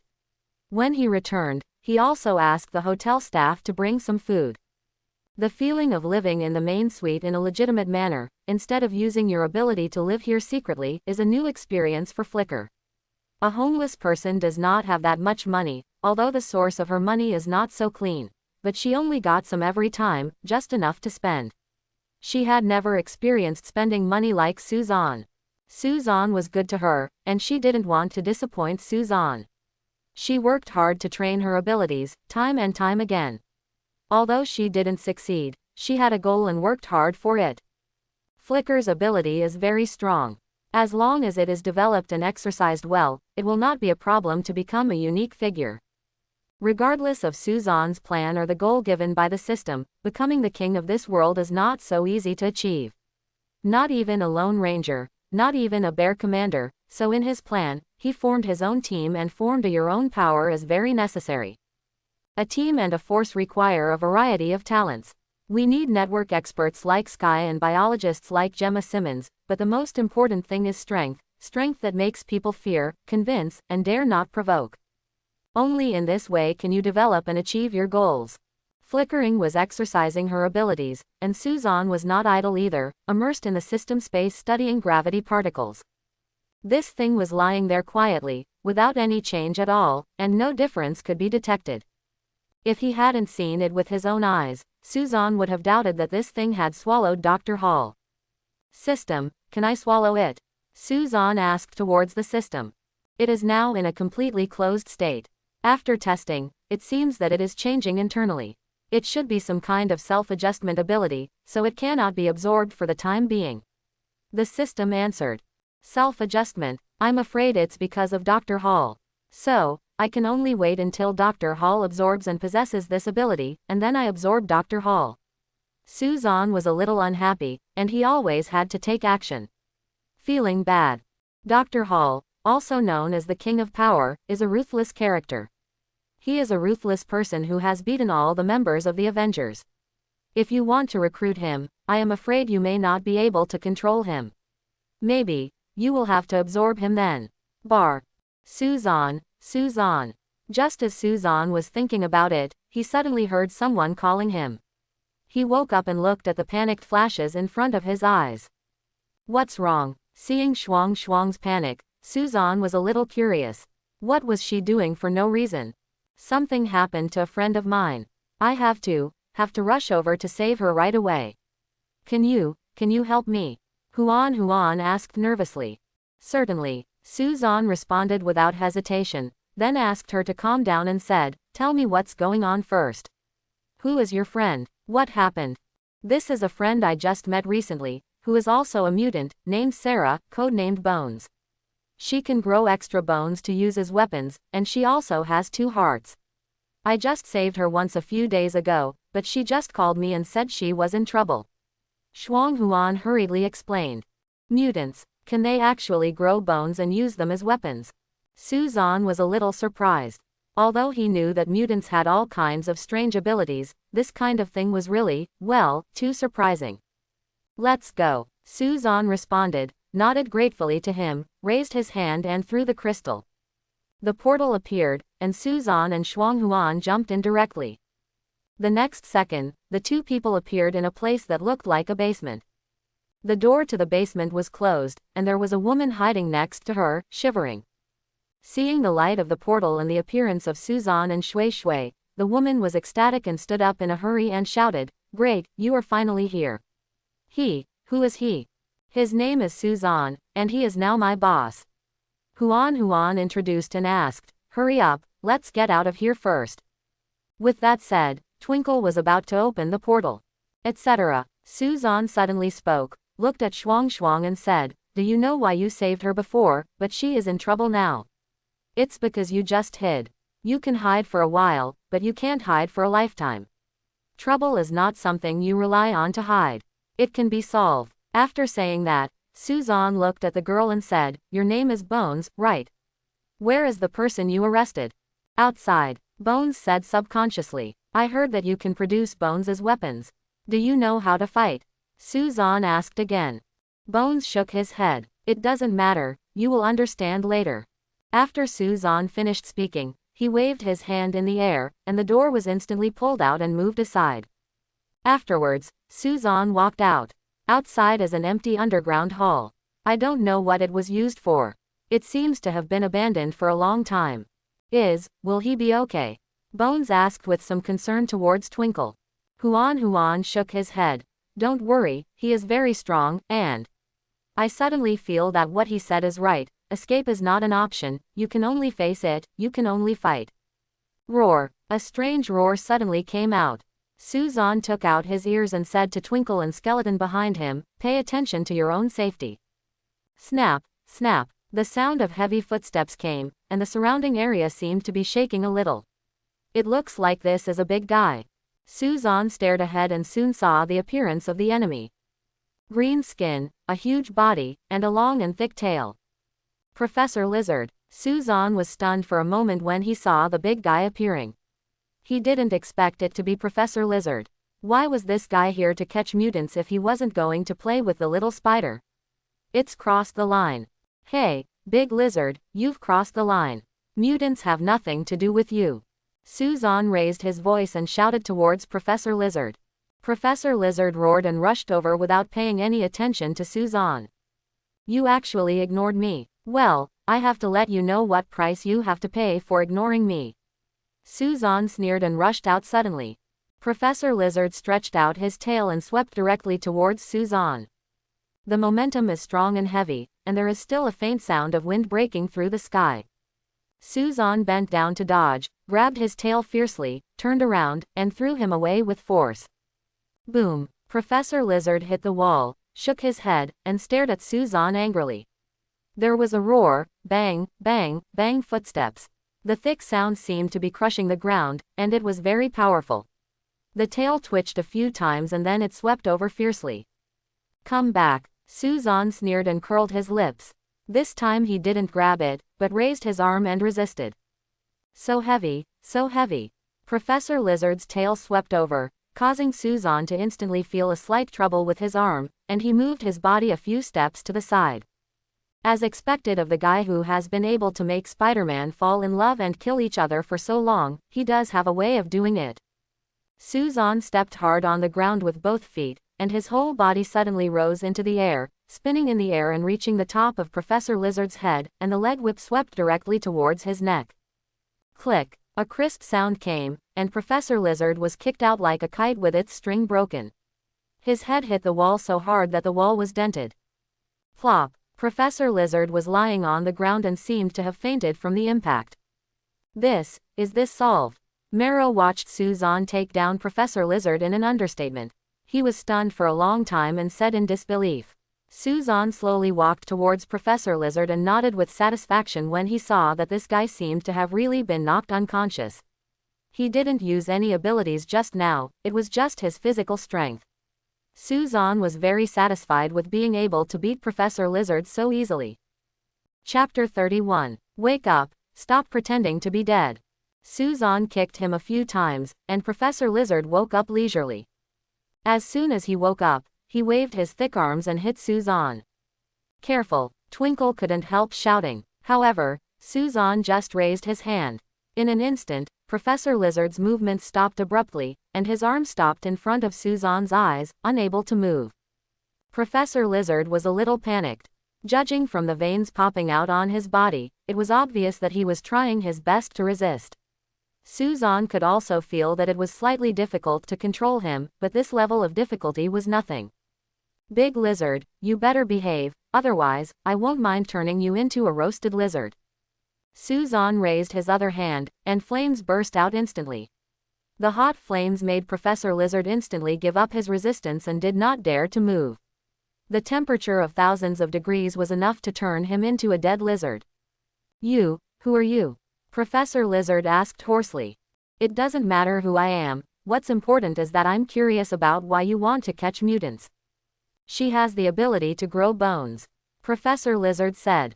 Although it was just such a sentence, Suzanne understood it immediately and sneered. No wonder you don't play with the little spider and come here to catch mutants. You see that she can grow bones, so you want to study it to see if a broken arm will grow back. You really don't want to give up. If it were you, you wouldn't give up. Professor Lizard said coldly. Listen, I don't want to be your enemy, let me go, and I promise not to trouble her again. Really, it's a pity that you don't cause trouble for her, but I want to cause trouble for you. Suzanne sneered, and the flame on his hand grew larger instantly, immediately surrounding Professor Lizard. The flames burned, and Professor Lizard screamed ferociously, struggling continuously. However, Suzanne used his mind power to control him so that he could not escape. No. Don't, let me go, let me go. Professor Lizard screamed and begged for mercy as he was being burned. My name is Suzanne, and I work for S.H.I.E.L.D. for the time being. If I remember correctly, you seem to be on S.H.I.E.L.D.'s criminal list, right? So, why should I let you go? Or do you think I will be like Spider-Man? Stupid, I just catch you every time, then let you escape, and then catch you again. Playing this kind of house-like game, Suzanne said with a sneer. Professor Lizard could feel that he wanted to kill him. Unlike Spider-Man or others, because the so-called justice or kindness would only imprison him even if he was caught, he could feel the murderous aura in Suzanne, the real murderous aura.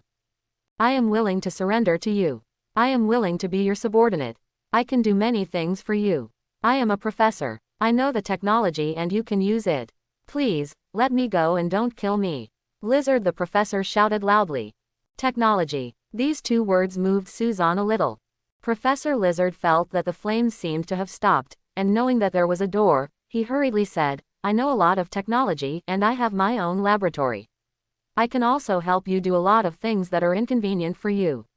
I am willing to be loyal to you, surrender to you. It all sounds interesting, but the question is, why should I trust you?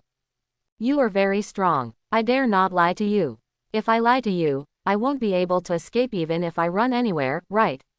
Professor Lizard said hurriedly in assurance. Snort. Suzanne snorted and removed the flames and telekinesis. Professor Lizard slumped on the ground, with a faint smell of burning coming from his body. Very miserable, very embarrassed. I believe you for the time being, but you'd better show your value. I'm not a good-tempered person. Now, you can get out. When I need you, I will naturally come to you. Suzanne waved his hand. Professor Lizard responded, turned around and ran away dejectedly. You could tell that Professor Lizard was very depressed.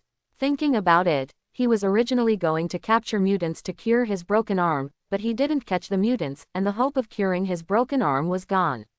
Not to mention he almost lost his life.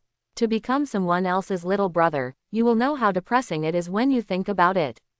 Suzanne didn't believe him, but he wasn't worried that he would regret it or make any small moves.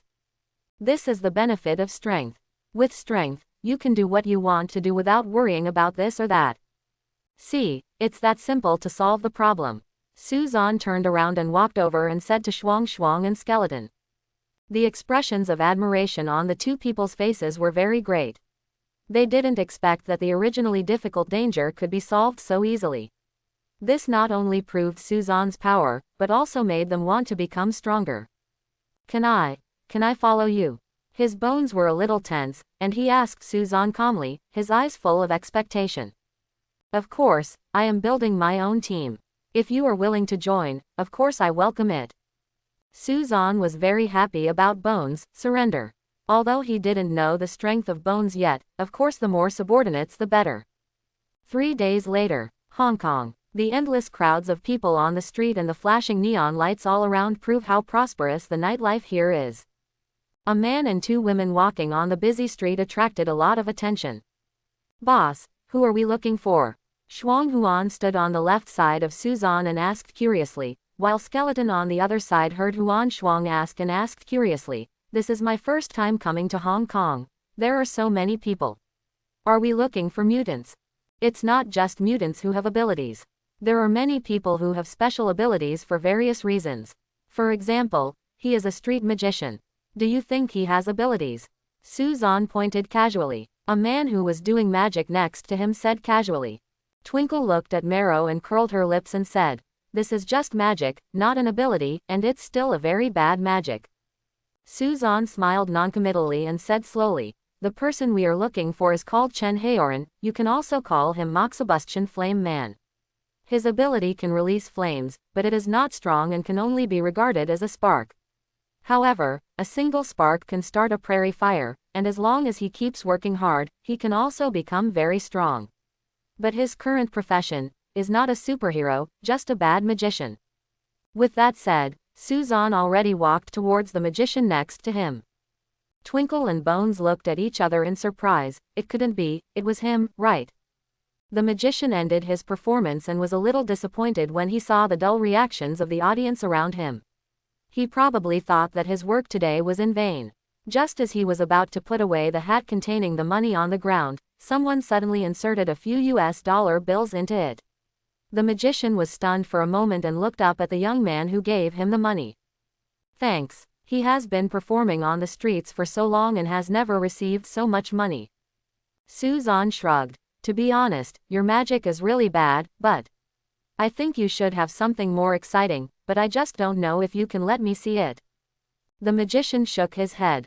Sorry, I don't know what you are talking about. This is already my most wonderful performance. Really, Chen Haoran, is this your most exciting performance? Suzan said with a smile. Magician Chen Haoran was stunned. You know my name. Of course, I came here specifically to see you, so let's talk somewhere else. Chen Haoran hesitated for a moment and finally nodded. Then go to my house. Your home is not safe. Suzan smiled and led Chen Haoran towards Shuang Marrow and Marrow, then said hello and walked to the alley next to them. Here, it doesn't seem like a place to talk. Chen Haoran asked curiously. Suzan didn't say anything but looked at Shuang. Shuang casually threw the crystal and opened the portal. Chen Haoran was stunned. Let's go. Suzan grabbed Chen Haoran's shoulders and jumped in with him. Then the portal closed and the alley returned to calm. What is this place? A moment later, the portal appeared. Chen Haoran looked at the unfamiliar hotel room and asked Suzan nervously. USA. Suzan smiled and said. America. How is this possible? In the blink of an eye, he came to the United States from Hong Kong. Chen Haoran looked at Suzan and the others in disbelief, especially Shuang. This ability was so amazing. Who are you and why are you looking for me? Chen Haoran asked Suzan. You'd better show your strength first. Suzan wants to recruit Chen Haoran, but the premise is, this Chen Haoran needs to be recruited. Although Chen Haoran is still a little confused, it can be seen that they have no ill intentions for the time being, and they have also shown their abilities and know their own details. There is no need to hide anything at this time. So Chen Haoran stretched out his palm and burst out a small flame. Then he raised his head somewhat proudly, only to find that Suzan's expression was very dull, and the 2 women next to him even curled their lips in dissatisfaction. This is my ability, Chen Haoran said. It is indeed a spark. Although I had known about his abilities for a long time, I was still a little disappointed after seeing him. A fire of this magnitude really has no lethality. Are you looking down on me? Chen Haoran showed off his abilities with great satisfaction, but found that Suzan didn't seem very excited. This is the ability given to me by God, a unique ability. Unique. Suzan pouted. You think too highly of yourself. If your abilities are given by God, then I am God. As soon as he finished speaking, hot flames suddenly appeared from Suzan's body, covering his whole body. No. His whole body turned into flames. Chen Haoran was stunned by Suzan's sudden change. Looking at Suzan, whose whole body turned into flames, and then looking at the small flames in the palm of his hand, Chen Haoran put away the flames in frustration and was deeply shocked. Suzan put away the flame, looked at the frustrated Chen Haoran and said, "Although your ability is still very weak, I can help you become stronger. Follow me, I will make you stronger and truly show your strength." His words were not very inflammatory, but they made Chen Haoran's eyes brighter and brighter. He had always believed that his abilities were gifts given by God. He believed that he could definitely do something good and become a superhero. Now, Suzan's words ignited his confidence and opened the door to the road of superheroes. Looking at Suzan, he nodded excitedly. Chen Haoran is on the list of S.H.I.E.L.D., and there is a dedicated person in charge who has to contact him regularly to ensure that he has not disappeared or had any accidents. When Chen Haoran told Suzan about this with some anxiety, Suzan didn't care at all. He himself is also included in this so-called list. Not only him, but basically everyone with superpowers, famous or unknown, is on it. Basically, as long as you are strong enough, you can ignore this matter. Chen Haoran is capable, but not that strong, so he will naturally be supervised. Since you are following me now, you don't have to worry about S.H.I.E.L.D. As long as I don't agree, no one can take you away. Suzan casually comforted Chen Haoran. Seeing Suzan's completely nonchalant and relaxed tone, Chen Haoran also breathed a sigh of relief. Although his life has not been affected much, no one wants to be supervised or monitored. What is the difference between this and going to jail? How can I become stronger? Chen Haoran asked expectantly. Suzan smiled and shook his head. Don't worry. In fact, it's easy for you to become stronger, and you have unique advantages. When I finish the work at hand, I will naturally help you. During this period, you will be shining and your bones will be together. How familiar and familiar. After all, you will fight side by side in the future, but you are comrades. After a pause, Suzan waved to Twinkle and Skeleton for them to come over, and then said, "Although we have a small number of people at the moment, our future development will definitely be bigger and bigger, so we need a base, but I don't have time right now, it should be soon, just come back. So, I leave this matter to you. Huan will be the captain for the time being, and you are responsible for looking for a suitable place as a base for our future development. As for the money, I will give it to you when I come back." "You want to leave, don't you want us to follow?" Huan heard this and asked in disappointment. Suzan shook his head. "The place we are going to this time is very dangerous, and there is nothing you can do to help. If you really want to help me, just work hard to improve your strength." "Well, don't worry, we will." Huan secretly vowed to work hard to become stronger, so that he would not let down Suzan's expectations. "Then what are our names?" Bones asked curiously. The name of the team. This Suzan really hadn't thought about it. Since Bones asked, Suzan said casually, "Let's call it a war alliance. We will face countless battles in the future. Life will never end and the battle will not stop. War alliance. It sounds very good." Bones muttered it again, very satisfied with the name.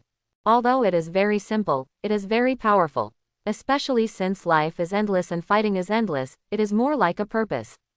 In the face of danger, never retreat, life will last, and the fight will not stop. Shuang muttered and nodded heavily. The name of the team was decided. This money will be used as funds for your activities for the time being. Since you are following me, I can't let you be wrong. Suzan took out all the money in the system space and gave it to Huan. It was not much, less than 600,000 dollars.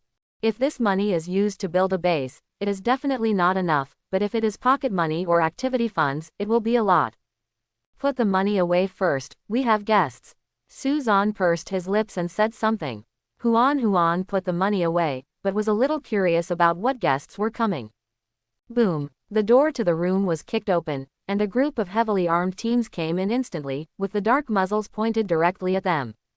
Crystals instantly appeared on the flashing hand, and bones suddenly appeared on the skeletal shoulder next to it, turning into 2 bone knives held in the hand. Chen Haoran was a little confused. He had no fighting experience, but at least he was not panicked. Suzan casually leaned on the sofa and frowned slightly as he looked at the enemies rushing in. Didn't anyone tell you that it's rude to be a guest like this? That's more polite than suddenly taking Chen Haoran away, right? Suzan, what do you want to do? One of the guys who seemed to be in charge asked Suzan sharply. First, Chen Haoran is free and not your goods. Whoever he wants to go with is his freedom, so it is not impolite for me to do this. Second, you want to know what I want to do. Okay, I want to tell you what is politeness. Suzan stretched out his fingers and waved them slightly. In an instant, those people's guns flew out of their hands and floated in the air. Immediately afterwards, he felt as if there was a suction force behind him, and they flew out one after another. Like a pile of arhats, lying at the door. Chen Haoran's eyes widened, and the spectacular sight in front of him was a bit unimaginable. It turns out that Suzan has this kind of ability besides flames. No wonder his expression was so calm and casual when he said it just now. Consider what it means to be polite before coming in. Otherwise, I can't guarantee that I'll be as friendly as just throwing you out next time. Suzan glanced at the angry person in charge and said calmly. Click click click, the guns suspended in the air turned their muzzles one by one and pointed at the door. The person in charge stopped immediately and no longer dared to act rashly. Suzan, don't forget your identity. You are from S.H.I.E.L.D. Do you know what you are doing? The man did not dare to act rashly and could only shout angrily at Suzan. Suzan stretched out his finger and shook his head. Following the movement of his finger, the gun in the air made the same movement almost simultaneously. First of all, I'm not from S.H.I.E.L.D. I'm just a consultant. I haven't really joined your S.H.I.E.L.D. Chen Haoran has followed me now. To put it simply, he is now mine and he no longer has to accept you. If you are not convinced, then let's fight. You will be used to train my team. You are starting a war with S.H.I.E.L.D. by doing this. Are you sure you want to do this? The person in charge asked sternly. Are you scaring me? I've really had enough. 1 and 2 are like this, and they both feel that they are superior and arrogant. I'm telling you right now, man, I'm going to make a decision. If you want to do something, you'll die if you don't. Listen. Do you understand? Suzan was not a young boy. The reason why he deliberately pretended to be helpless in the beginning before taking action was just to avoid causing trouble. After all, being arrogant before you have the strength is not called awesome, nor is it called showing off, it is called stupid. A desperate virus and the ability to control fire can attempt to be invincible and arrogant, but that is underestimating the superheroes in the Marvel world. But now, Suzan has absorbed many abilities, including the ability of Thunderbolt, and has his own team. Although it is impossible to fight against the whole world, he at least has the strength to protect himself. In this case, there was no need for Suzan to deliberately restrain himself. He may not necessarily be a bad person, but he wants everyone to know that he is not something that everyone can shout about. I hope you won't regret your decision. Seeing that Suzan had made up his mind, the person in charge wanted to shout loudly and take action, but he didn't dare. He knew very well that he was no match for this group of people. Therefore, I just said harsh words and prepared to ask the director for instructions. After all, this is not just about Chen Haoran. Nick Fury received the news soon, and he was really surprised when he heard the news. Although he knew that Suzan was not the kind of person who would submit to others, he never expected that he would have the confidence to confront S.H.I.E.L.D. so soon. He now wanted to gather people and let Suzan know that S.H.I.E.L.D. was not someone to be trifled with. However, he restrained his impulse. Inform Captain America and ask him to talk to Suzan and see what he wants to do. After hesitating for a moment, Nick Fury decided to give in and let Captain America talk to Suzan. Director, Captain America's phone number is temporarily unavailable. As soon as Nick Fury finished speaking, Hill next to him spoke. I can't get through. How is it possible? Nick Fury was a little confused and called Captain America himself.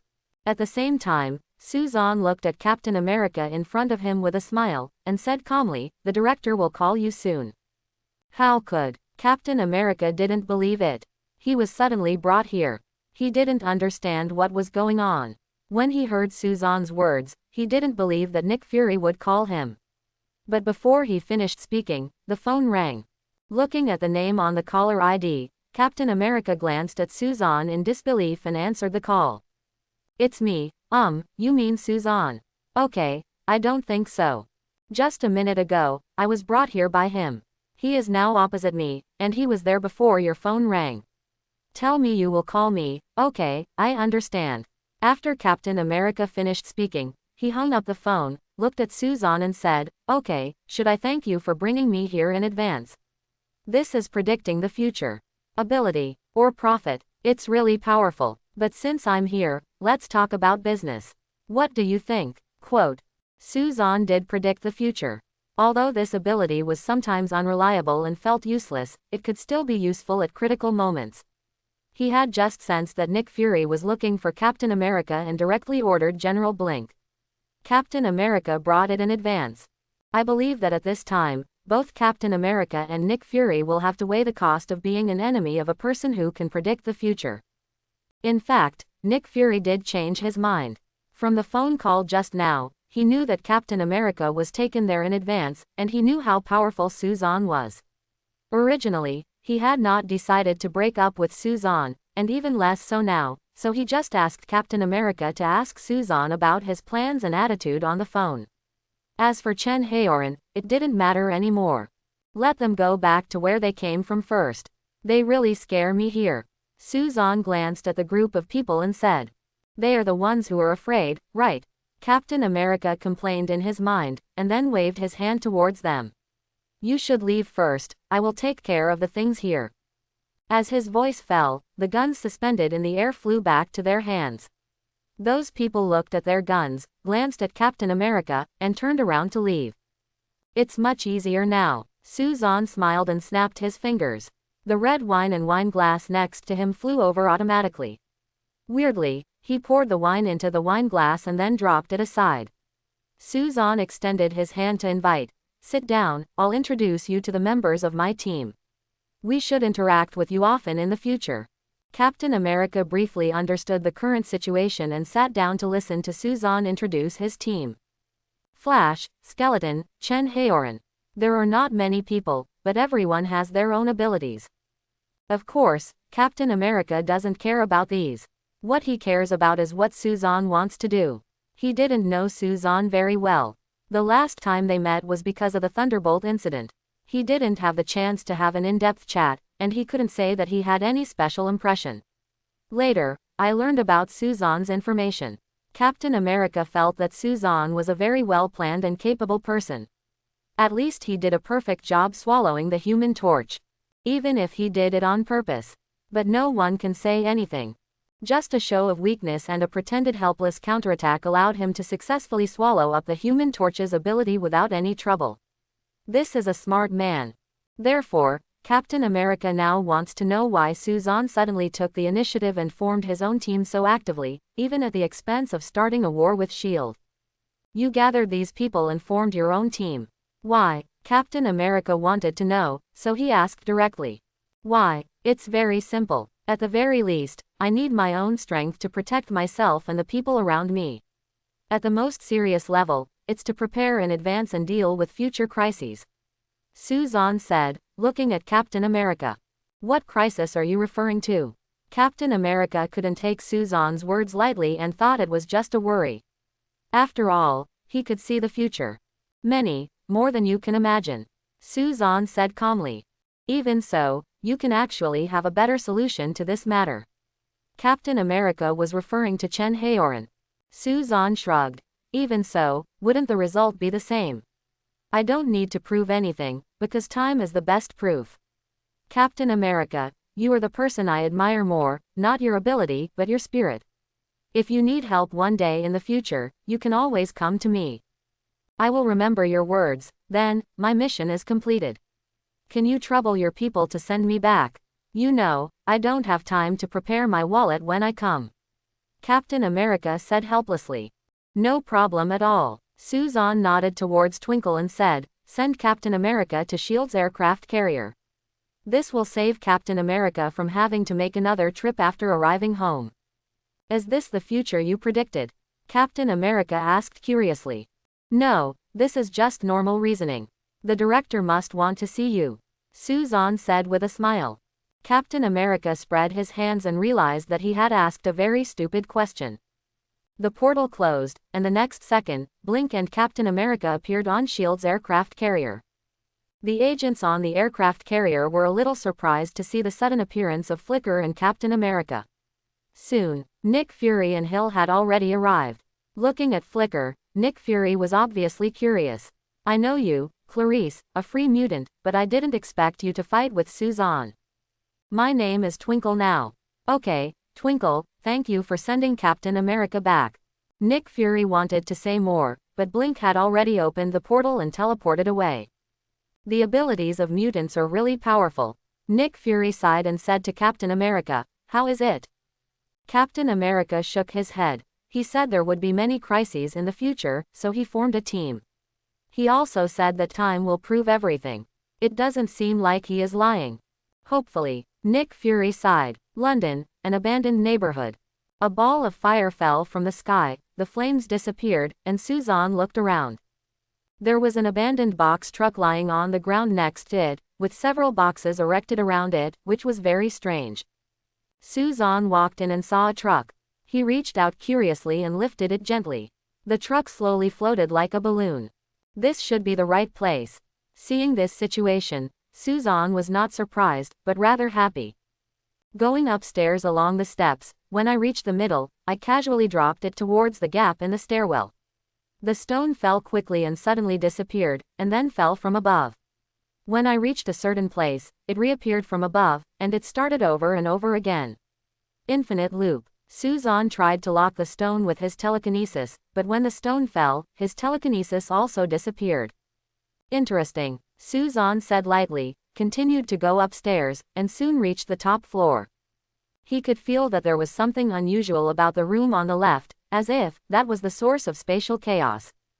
Just as he was about to walk over, a gust of wind suddenly appeared out of thin air, stirring up the dust on the ground. Then the room in the distance suddenly turned into a black hole, and the strong suction sucked Suzanne in an instant. Snap! Suzanne landed and looked up. The scene in front of him had changed drastically. He came to another dimension. Seeing endless darkness and surrounded by towering rocks, Suzanne stood on the edge of the cliff, hearing a heavy sound like the whistling of the wind in his ears. The dark and depressing feeling made Suzanne feel uncomfortable breathing. Turning around, there was a huge rock next to it. At the bottom of the rock, there was a gap as wide as the palm of your hand.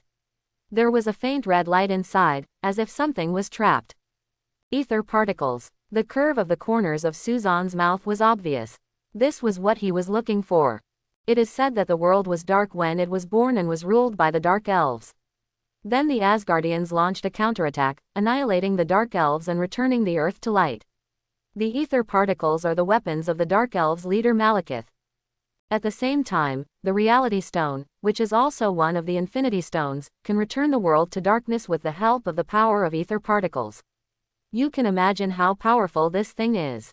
Although the Dark Elves were annihilated and expelled, the energy of the ether particles was too strong and could not be destroyed at all. They could only be buried deep underground in Watheim, the Kingdom of Darkness, which is what Suzanne saw now. The energy of ether particles is very strong. It will lodge in the human body and absorb the energy of the host. Suzanne was not sure whether his body could bear it. Although the recovery ability of the Extremis virus was very strong, it might not be able to supply ether particles. However, he has a system. He can absorb the ether particles into the system and then slowly devour them, thus avoiding danger. However, many people are staring at this thing. The Dark Elves, Asgard, and the future Thanos are all stronger than the other, especially Malekith, the leader of the Dark Elves. He can sense ether particles. Once he gets it, ether particle, he will wake up soon and come to find himself. So Suzanne's plan is to put the ether particles into the system space immediately after getting them. I believe that even if Malekith is unable to sense the ether particles in the system space, he will not mess around without a target. Looking at the liquid ether particles, Suzan slowly stretched out his hand. In an instant, the ether particles had wrapped around Suzan's hand and penetrated into his body instantly. Huge power came immediately, and Suzan felt that something more in his body was frantically absorbing his energy. Suzan thought that ether particles would be very strong, but he never expected them to be so strong. Almost instantly, Suzan felt as if he had been hollowed out. He fainted without even having time to tell the system to let it put the ether particles into the system space. When he fainted, the desperate virus in his body was working crazily, constantly emitting energy, but as soon as this energy appeared, it was directly swallowed by ether particles. At this time, Suzan's body was wrapped around ether particles, layer by layer. Surrounded by layers of black halo, the whole person is floating in midair, but his eyes are open, and it is extremely dark. I don't know how long it took before Suzan regained consciousness. It's worthy of being one of the Infinity Stones. It's so powerful that ordinary people can't possess it. No wonder Thanos is so strong and has to rely on the Infinity Gauntlet. Suzan sighed and checked his body. The ether particles have suddenly become integrated with his body and there is no way to get rid of them. At the same time, he could feel that he was slightly weak, but the ability of the extremist virus seemed to be stronger than before. As long as he did not mobilize the energy of the ether particles, there seemed to be no danger for the time being. This is a good sign. System, can you still put ether particles into space? Suzan asked towards the system. Yes, but it takes time. The system replied. Then put it away. He has released the ether particles. The leader of the Dark Elves, Malekith, may have felt it. He may wake up from his slumber, and then lead the Dark Elves to snatch the ether particles, and let the darkness fall again with the help of the spectacle of 9 worlds merging into one line. It's not that Suzan is afraid that he won't be able to defeat Malekith, it's just that this guy has too strong control over the ether particles and might be able to take the ether particles away from his body. Therefore, besides not completely devouring the ether particles, he still needs to be careful. Wonderful. The system was about to collect the ether particles into the space, but Suzan suddenly noticed a huge force coming from the side, and then a very dazzling light appeared. When he saw this thing, Suzan couldn't help but frown. He knows what it is. This is the teleportation array of Immortal Palace. The light dissipated, and a man with blonde hair appeared wearing exquisite armor, red and invincible. And this man has a hammer in his hand. Thor, system, wait a minute. I have other plans. Looking at Thor, Suzan shouted to stop the system. Malekith is bound to capture the ether particles, but he needs time to completely devour the ether particles. Now that the God of Thunder is here, he will probably take him to the Immortal Palace. It is a rare opportunity to have such a chance, and it would be a pity not to go and see it. Maybe there are some benefits to be gained. No matter how bad it is, you can still buy time for yourself to swallow the ether particles. Thunder God Thor, hello, my name is Suzan. Suzan greeted the Thunder God who was striding towards him, while looking at him curiously. Thor didn't seem to expect that Suzan would greet him so calmly. He was stunned for a moment and then said, I know you, Suzan, you are a consultant for S.H.I.E.L.D. Yes, so I can barely count myself as one of our own, so I'll tell you straight. I'm here just for the ether particles. I can control the ether particles, but I think most of you won't believe it. In this case, I just take the initiative and go to the Immortal Palace with you. Suzan said with a smile. The ether particles are very powerful and dangerous. No one can control them. Thor really didn't believe that Suzan could control the ether particles. It would be best if you would come with me to the Fairy Palace. Why not? I'm very curious about the Immortal Palace. Suzan smiled and shrugged. Heimdall, the God of Thunder, shouted to the sky, and soon the light of the teleportation array enveloped Suzan and the God of Thunder, and they were immediately teleported to the Immortal Palace. Behind him is a graceful and mysterious universe.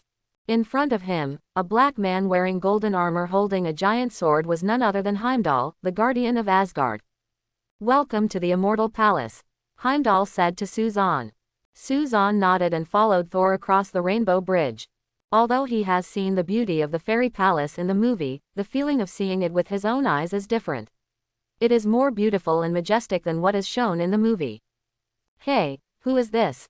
A black-haired woman wearing armor, holding a shield in one hand and a sword in the other said hello to Thor and looked at Suzanne. Hello, Sif, Suzanne said to her before Thor could speak. I'm from Earth, my name is Suzanne. Sif frowned slightly. She didn't like the feeling of being glib. She preferred brave warriors. I'll take him to work first, and I'll find you later. Thor said something, and Suzanne smiled at Sif and waved goodbye. Sif turned a blind eye to this. The inspection process is very simple. It may seem mysterious, like magic or enchantment, but in fact it is the same as science. Suzanne was very cooperative during the whole process. There was no way they could take away the ether particles from his body anyway. The situation is not good. We have no way to take out the ether particles, and he may be in danger. The inspector next to him said something to Saul, and Saul looked at Suzanne and said, "Don't worry, I will find a way to help you." Suzanne shrugged. You seem to have forgotten that I said before that I have a way to control it. Thor shook his head. He didn't believe that anyone could control ether particles, but since there was no good way for the time being, that was all he could do. After the inspection, Saul arranged a room for Suzanne. Naturally, Suzanne could not be allowed to leave until there was no other way. Suzanne was even more eager to stay. Thor, why don't you get me a set of clothes? After all, my style is very different from your style here, isn't it? Seeing Thor about to leave, Suzanne hurriedly called to him. Thor nodded, and soon someone sent him a set of clothes. Looking at this suit of clothes, Suzanne was very happy. This is the armor of the Immortal Palace. Can anything produced by the Immortal Palace be inferior? No matter the materials or the defensive capabilities, they are not comparable to the craftsmanship on Earth. It is extremely suitable and comfortable to wear. Sure enough, I made the right decision to come to the Immortal Palace. Just now, I got a set of armor. Suzanne looked at his mighty appearance in the mirror and was very satisfied. The only drawback is that it is a bit heavy. This is also related to the fact that all his current energy has to support the ether particles. Otherwise, this weight will have no impact. Suzanne did not rush to absorb the ether particles, but went out for a walk to understand the situation of the Immortal Palace and experience the customs here. Asgard, that is, Asgard, is indeed a good place, especially the Asgardians are very friendly and hospitable. Although Suzanne is an outsider, he does not discriminate or resist. On the contrary, he is very welcoming. Hi, we meet again. While walking, Suzanne met Sif. Sif frowned slightly and said nothing. You seem to hate me. Why? Suzanne was not blind, so how could he not see Sif's attitude? However, Suzanne was very interested in Sif. Sif, the female warrior of Asgard and the sister of Heimdall, has also come to Earth. The most important thing is that she is a true cold goddess. You'd better disappear from my sight immediately, otherwise, my sword will be disrespectful. Sif said coldly. The sword in her hand was already pointed at Suzanne. Suzanne shrugged. He didn't understand why he offended Sif. Why was she so cold to him when everyone else was so friendly? Hey, you are so brave, you dare to provoke our female warrior. An Asgardian next to him smiled and said, Don't mind, Sif has such a personality, even we dare not provoke her easily. Only real warriors and real men can enter her eyes. Snort. Sif snorted coldly, threw a sword flower, sheathed the sword, and turned around to leave. What happened? Suzanne asked the man curiously. The man explained enthusiastically. Obviously, he admired Suzanne's courage and dared to provoke Sif when he first arrived. You don't have to think too much. Sif is not targeting you. For her, only a true warrior can conquer her. She has always been like this for ordinary men. Of course, if you hadn't gone to strike up a conversation, maybe it can be better. The only thing she hates is the kind of glib man. This is Asgard, not Atrium, so, you may have misunderstood her. If you want to gain her favor, just show your strength and bravery are enough. I guarantee that her attitude towards you will change.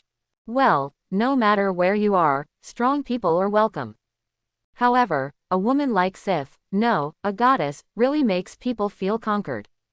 After a feast of Asgardian food and wine, Suzanne returned to the room assigned to him and prepared to start devouring ether particles. At present, the ether particles are relatively stable for the time being. Although they have been absorbing their own energy, it is not too much. At least they can recover. However, it is very difficult to completely make the ether particles his own. He does not dare to mobilize the power of the ether particles too much now, and can only slowly devour and fuse them. But the progress is very slow, the devouring effect is greatly reduced, and the ether particles are not so stable and willing to be absorbed. Therefore, as soon as Suzanne started to devour it, it tried its best to resist. This process was not so beautiful, and could even be said to be quite painful. According to the current progress, I don't know how long it will take to completely swallow it. This makes Suzanne a little depressed. If it can't be completely swallowed, he won't be able to fully use this power, let alone Malekith, who can take away the ether particles. The guy made him dare not use it easily. This won't work, we have to think of a way. Otherwise, wouldn't we get the ether particles in vain? Not only would there be no benefit, but we would be restricted in every way. Suzanne frowned. Before he could completely swallow the ether particles, he had to get them.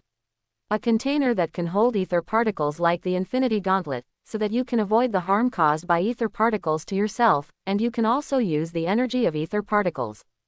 But this kind of container is hard to find. It seems that the second copy needs to be carefully considered. The night passed quietly. The first night in the Immortal Palace was spent in Suzanne's thoughts. Early the next morning, Suzanne woke up and prepared to go out for a walk. He also wanted to see if he could find out where the treasure trove of the Immortal Palace was. There were all good things in there, and any item he took out would be worth it on Earth. There is energy to destroy the world. Not long after he left, Suzanne saw Sif and a few people passing by, seemingly carrying some prisoners of war. One of them was wearing a helmet and was very eye-catching. Moving so fast, Suzanne frowned slightly. The origin of that guy was not simple. The leader of the Dark Elves, Malekith's first subordinate, was the only cursed warrior left. It seems that the Dark Elves are preparing to invade Asgard in a large scale. It seems that I have to hurry up. Suzanne muttered something to himself, turned and left. Suzanne had already become familiar with hanging around here yesterday, and he did it deliberately, and he soon figured out the location of the treasure house of the Immortal Palace. But he didn't do anything. Instead, he went to find the God of Thunder. You know my identity, and you should know some of my abilities, right? Suzanne went to Thor and asked directly. Thor nodded. Then you know that I have the ability to predict the future, right? Although this ability is not very reliable, it is very accurate. It is also because of this ability that I can go to the Dark Kingdom to find ether particles. Just now, I felt again that there might be trouble in the fairy palace already. Suzanne said in a deep voice. Thor frowned. If you are joking, this is not funny. I also hope this is a joke. Malekith, the leader of the Dark Elves, invaded Asgard. Countless Asgard warriors died, and this place was almost turned into ruins. Believe me, Thor, I am not joking. You'd better be prepared. Brother, thank you for your kind reminder, but if they dare to come, I will let them know the price of invading Asgard. Thor patted Suzanne on the shoulder gratefully, but for Suzanne's reminder obviously didn't take it to heart. I just don't know whether he doesn't believe in the future predicted by Suzanne or whether he doesn't pay attention to the Dark Elves. Arrogant Thor, I've warned you anyway, believe it or not, it's up to you. Suzanne said secretly in his heart. At this moment, the harsh bell suddenly rang, and Thor's expression suddenly changed. This is Asgard's warning bell. Something happened. I'll go take a look. Please be safe. After saying that, Thor waved his hammer and flew away. Suzanne shrugged, smiled and said, the attack of the Dark Elves has begun. Then I have to hurry up. The treasure house of the fairy palace, don't let me down. At this time, the prison was already in turmoil. The cursed warrior had come out of the prison, killed several Asgard warriors, smashed other cells, and released the prisoners of war inside. When these prisoners of war got the chance, they naturally began to resist. At this time, the cursed warrior was standing in front of the cell where Loki was imprisoned. Loki looked at the cursed warrior with a calm expression. His move seemed to anger the cursed warrior a little. Instead of opening the cell and letting Loki out as before, Loki turned around and left. Hey, you better go left. Loki in the cell suddenly shouted, and the cursed warrior glanced at him without saying a word, then turned and left. Not long after the cursed warriors left, Thor, the god of thunder, had arrived and threatened to let the prisoners of war return to their cells and forget about it. Unfortunately, these prisoners of war obviously had no such intention, and they soon started fighting again. At the same time, the spaceship of the dark elf Malekith entered Asgard invisibly. Although the guardian Heimdall discovered it, he failed to stop it. Small fighter jets had come out of the spacecraft and launched an attack. In chaos, Asgard was completely caught in the flames of war. At this time, Suzan had already arrived near the treasure house. The immortal palace was completely in chaos. Along the way, Suzan saw countless immortal palace warriors running to various places to provide support. The war was gradually spreading, and even the guards near the treasure house had rushed to join the battle. This made Suzan feel happy. Arriving at the entrance of the treasure house, Suzan opened the door directly. As soon as he entered, Suzan felt like he was blinded. The good things here are too big, right? Now I'm rich. Suzan looked east and west, and couldn't help but laugh. Everything here seems very simple, and Suzan can't understand it at all. After glancing around, Suzan's eyes were fixed on a table in the center. There was a box on this table. He could feel that this thing was a little unusual because the ether particles in his body became extremely active. Such an abnormal behavior. It is enough to show that this box is extraordinary. As soon as Suzan got close, he felt extremely cold, as if his whole body was frozen. This cold made him couldn't help but activate the extremis virus, turning his surroundings into magma and raising the temperature. Only then did he feel better. Isn't this the treasure of the ice giant clan, the box of ice? Suzan's eyes lit up. This is a good thing. It contains the strange cold of the Death Kingdom. Once it is opened, it will release enough the power of frost that turned the 9 kingdoms into an ice age. System, put it away. Suzan put his hand on the ice box and said to the system. In an instant, the ice box had disappeared. Afterwards, Suzan looked around for other good things. He remembered that there seemed to be other good things here, such as the cosmic cube, which was also one of the infinite gems, and the eternal fire, which came from the fire giant Surt. Snatched from the realm, Surt's giant sword can even destroy the god realm after being tempered with eternal fire. This shows how powerful it is. Moreover, it seems that there should be an obelisk here, which is the crystal of the Inhumans, a good thing that can be used to awaken the Inhumans. It can be said that there are many universe-level good things in the treasure house in the fairy palace. Just as Suzan was about to find the next target, he suddenly felt the ground shaking slightly and heard a faint roar. Immediately afterwards, he saw a huge body walking in. Curse warrior. Suzan was surprised. Wasn't he supposed to destroy the defense system of the immortal palace and protect the invasion of the dark elf leader Malekith? Why are you here looking for yourself? Has he already succeeded? The cursed warrior was not Malekith, so there was no need to worry that he could take away the ether particles. Looking at the cursed warrior rushing over, Suzan raised the corner of his mouth. Okay, let me try it on you to see the power of ether particles. As soon as Suzan thought, ether particles suddenly appeared around him, making him feel like he was in darkness. After a moment, they suddenly flew out. Bang bang bang. The cursed warrior was beaten back continuously. After 3 and 2 steps, Suzan turned the ether particles into a spear and stabbed it suddenly. Phew! It directly penetrated the body of the cursed warrior. The cursed warrior's ugly eyes widened in disbelief, as if he couldn't believe that he was defeated like this. He struggled to take out a grenade-like object and threw it towards Suzani. After throwing it out, he tilted his head and died. Depend on. Seeing this grenade, Suzan didn't dare to take it lightly. The power of this thing was very strong. After the explosion, it would create a spiral nest like a black hole, which could suck anything in and then crush it without leaving any residue. Mobilizing the power of ether particles to protect himself, Suzan jumped away instantly. The moment he jumped away, a swirling nest was created, directly crushing the platform holding the ice box. It's okay now, I've even prepared an excuse for myself. Looking at the disappearing stage, Suzan couldn't help but thank the cursed warrior. However, the movement here also attracted the attention of others. Suzan could hear footsteps. It seemed that he could only give up on other things for the time being. You can't be too greedy. A box of ice is already a huge harvest.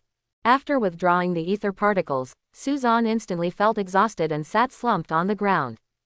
The load is too great. It's you, why are you here? A figure rushed in, and Exif looked at Suzanne, who was slumped aside with some surprise. He chased me. Suzanne pointed at the cursed warrior who had died. Only then did Sif realize that the cursed warrior was already dead. She looked at Suzanne in disbelief. Did you kill him? You could actually kill the cursed warrior. What, doesn't it look like it? It's wrong to judge people by their appearance, Suzanne said calmly. Looking at your appearance now, it's really hard for people to believe that the cursed warrior was killed by you, Sif said, and found that the icebox was gone. Don't look at me, this guy shot something like a grenade, created a whirlpool, and sucked it away. Suzanne paid attention to Sif's gaze and said simply. Sif frowned and said decisively, let's talk about this later. The Dark Elves have invaded Asgard. They are looking for you. You come with me. My mission is to protect your safety. I really want to leave.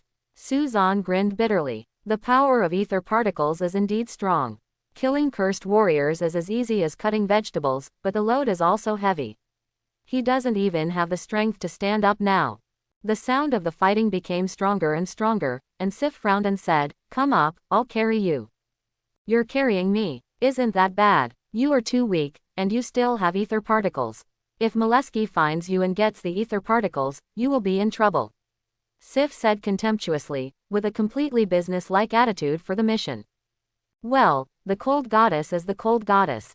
Sif knelt down in front of Suzanne, and Suzanne lay on her back a little embarrassed. Sif carried him quickly and left here very easily. Looking at her relaxed look, it seemed as if she didn't feel the weight at all. At first, Suzanne was a little embarrassed, but when he thought about it, he was also the first man that Shifu carried on her back. This was definitely the first time for such an intimate gesture. Hey, Goddess Sif, put me down. After running for a while, Suzanne suddenly spoke. Sif frowned and said, do you think I am willing to carry you? I am doing this for the mission. Unfortunately, unless you can send me away from Asgard, Malekith will always find me. Running away like this is not an option, so let me down.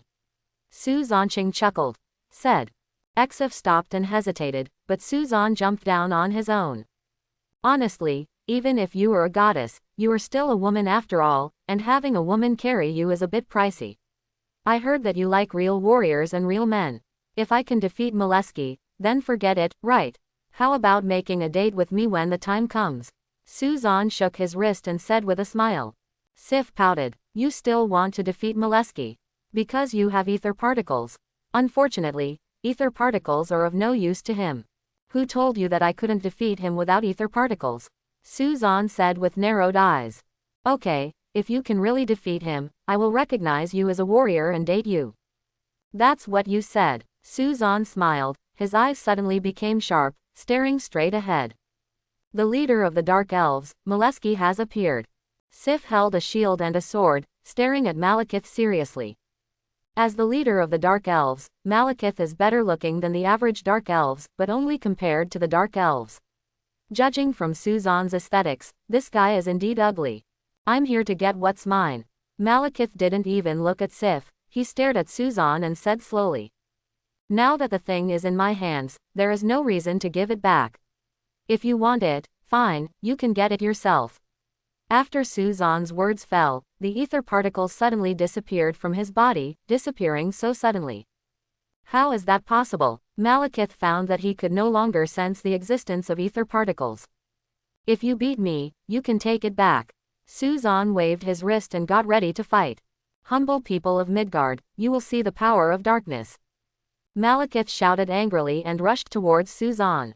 Sif subconsciously prepared to take action, but suddenly felt that her body could not move. Hey, goddess, didn't you just make a bet? Just stand there and don't move.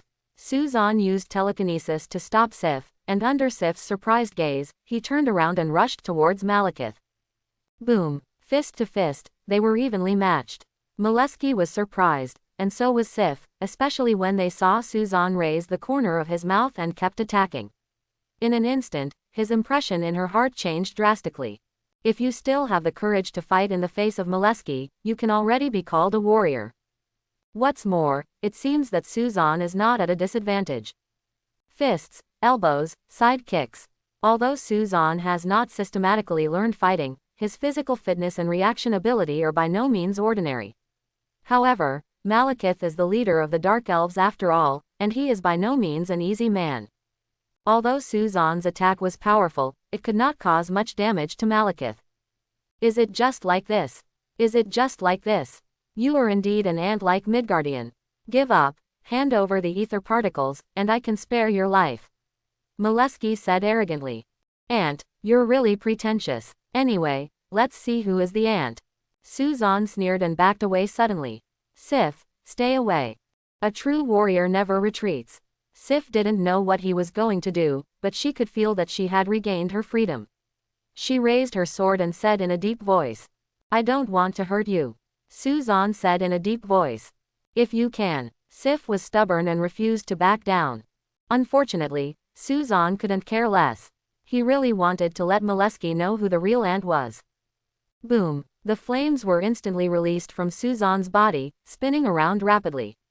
With the choice, the temperature became higher and higher, getting higher and higher. Sif's ability could no longer bear it, but the temperature was still rising rapidly. Suzanne gradually became blurry in the flames, and his figure could only be seen vaguely. Do you know the power of a supernova explosion? I wonder if this temperature can melt a dark elf like you. It just so happens that my highest temperature can reach a supernova, so I want to see who is the real ant. In the flames, Suzanne's voice slowly came out, and the surrounding ground and walls couldn't withstand the scorching heat, collapsed, and were burned to ashes. Sif was already very far away, staring at Suzanne in the flames with wide eyes. Malekith was calm at first and didn't take Suzanne seriously, but as the flames released by Suzanne became hotter and hotter, the calmness on his face no longer existed. Surprise, and even a little bit of fear. As a dark elf, light and fire are things that they hate to resist. Especially this kind of high temperature, which can reach supernova, makes him feel that his power is losing rapidly. Run. He had to run, he couldn't withstand this kind of temperature. I want to run away, but it seems you are not that strong, ant. Seeing Molesky turn around and run away, Suzanne sneered and flew out suddenly. The high temperature hit, and Suzanne, who was in the flames, suddenly swung his fist and hit Molesky directly. Hearing Molesky scream, his body flew out instantly, smashed the wall, and then flew directly out. In the blink of an eye, he was knocked away and disappeared. Stop, stop. Sif could feel that the entire palace seemed to be burned to the point of being unable to hold up, and she hurriedly shouted to Suzanne. Suzanne didn't say anything, the flames burst out and flew out quickly.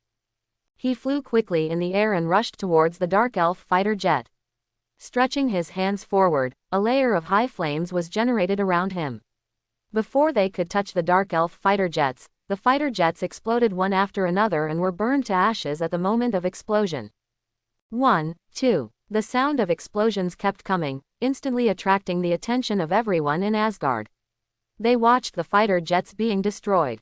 In the blink of an eye, all the Dark Elf fighter jets had been annihilated. Ho ho ho. There were shouts of excitement from below, celebrating victory.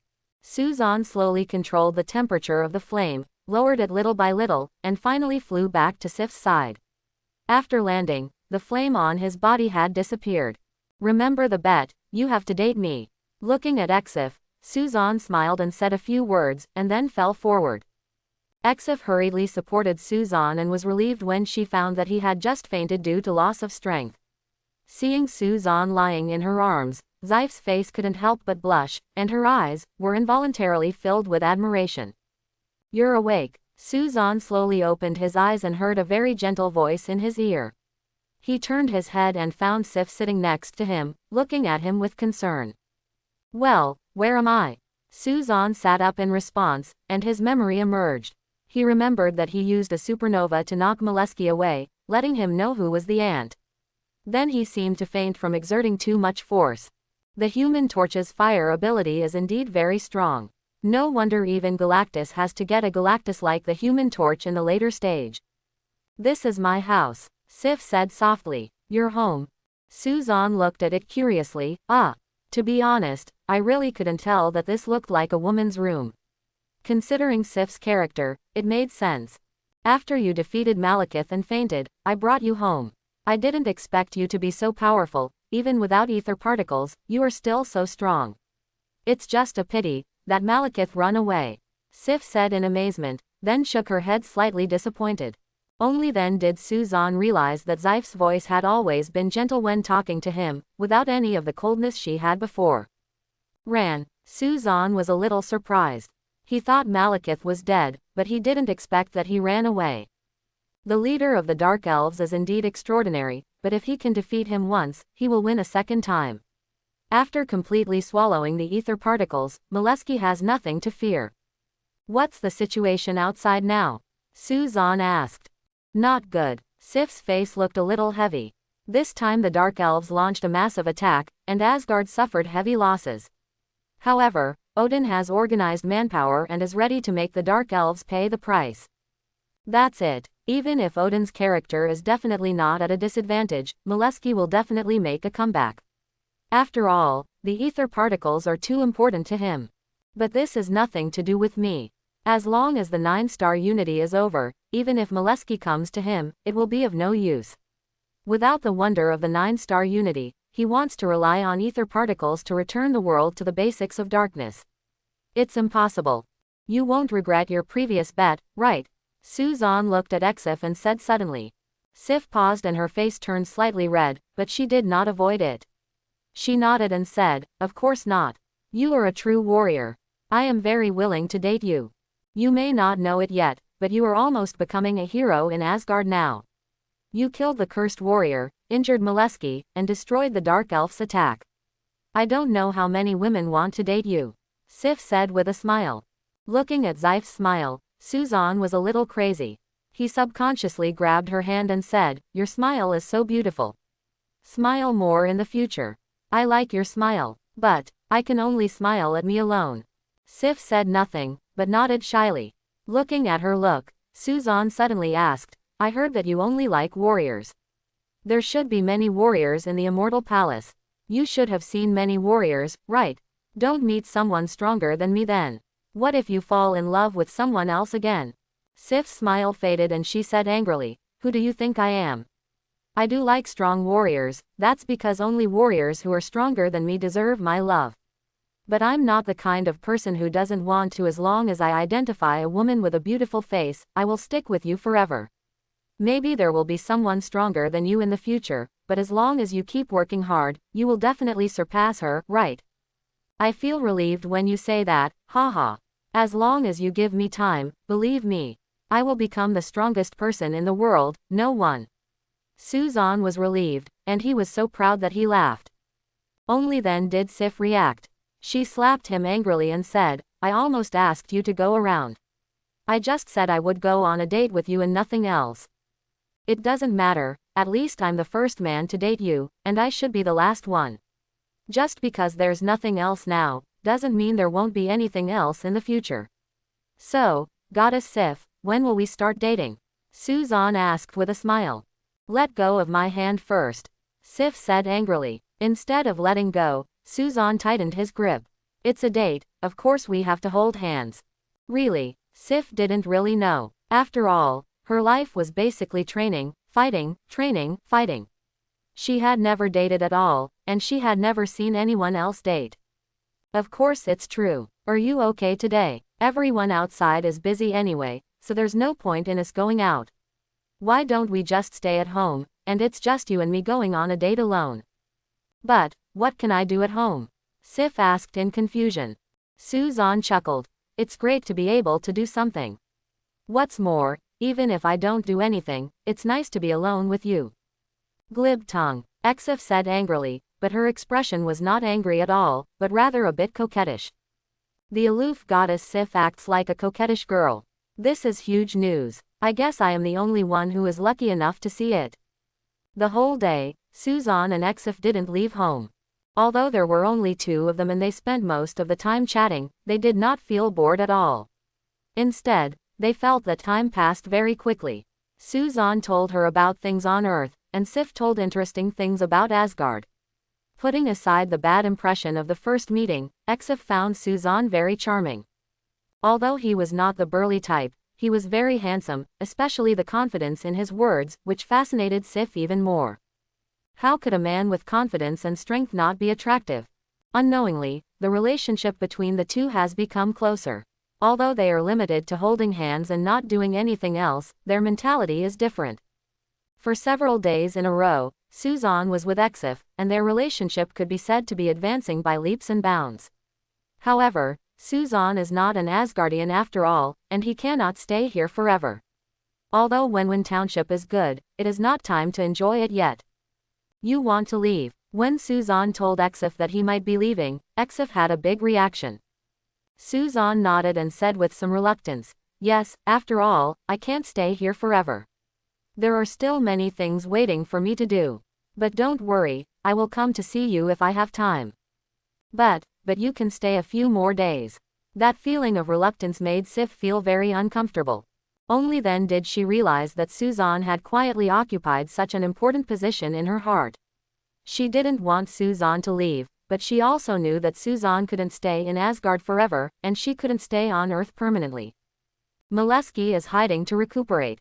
Sooner or later he will come back again. Now that the 9 stars are united and the space is in turmoil, I can just kill him completely. Suzanne explained. Sif was shocked. You are going to deal with Molesky, do you know where he is? Yeah, Suzanne nodded. I'll go with you, Sif said immediately. Suzanne shook his head. It's too dangerous, not to mention it's inconvenient for you to leave. I don't trust you to go alone, not to mention that I am Sif. Sif said firmly. Oh well, Suzanne thought for a while and agreed. Seeing that he agreed, Sif smiled with satisfaction, but then said worriedly, now that Asgard has been closed, it may not be that easy to get out. I know a secret passage that can directly leave Asgard and reach the Kingdom of Darkness. Suzanne said with a smile. You're talking about the place that Loki knows, right? How did you know? Sif asked in surprise. Suzanne smiled and said nothing. The two of them arranged their equipment and weapons and prepared to set off. The secret passage was far away, and it was basically difficult to reach it on foot. Sif originally planned to get an Asgard spaceship, but Suzanne smiled and hugged her waist. Flames filled the air under his feet, and he immediately jumped into the air and flew directly. Get out. Suzanne flew very fast, and it didn't take long for him to arrive at the mysterious passage.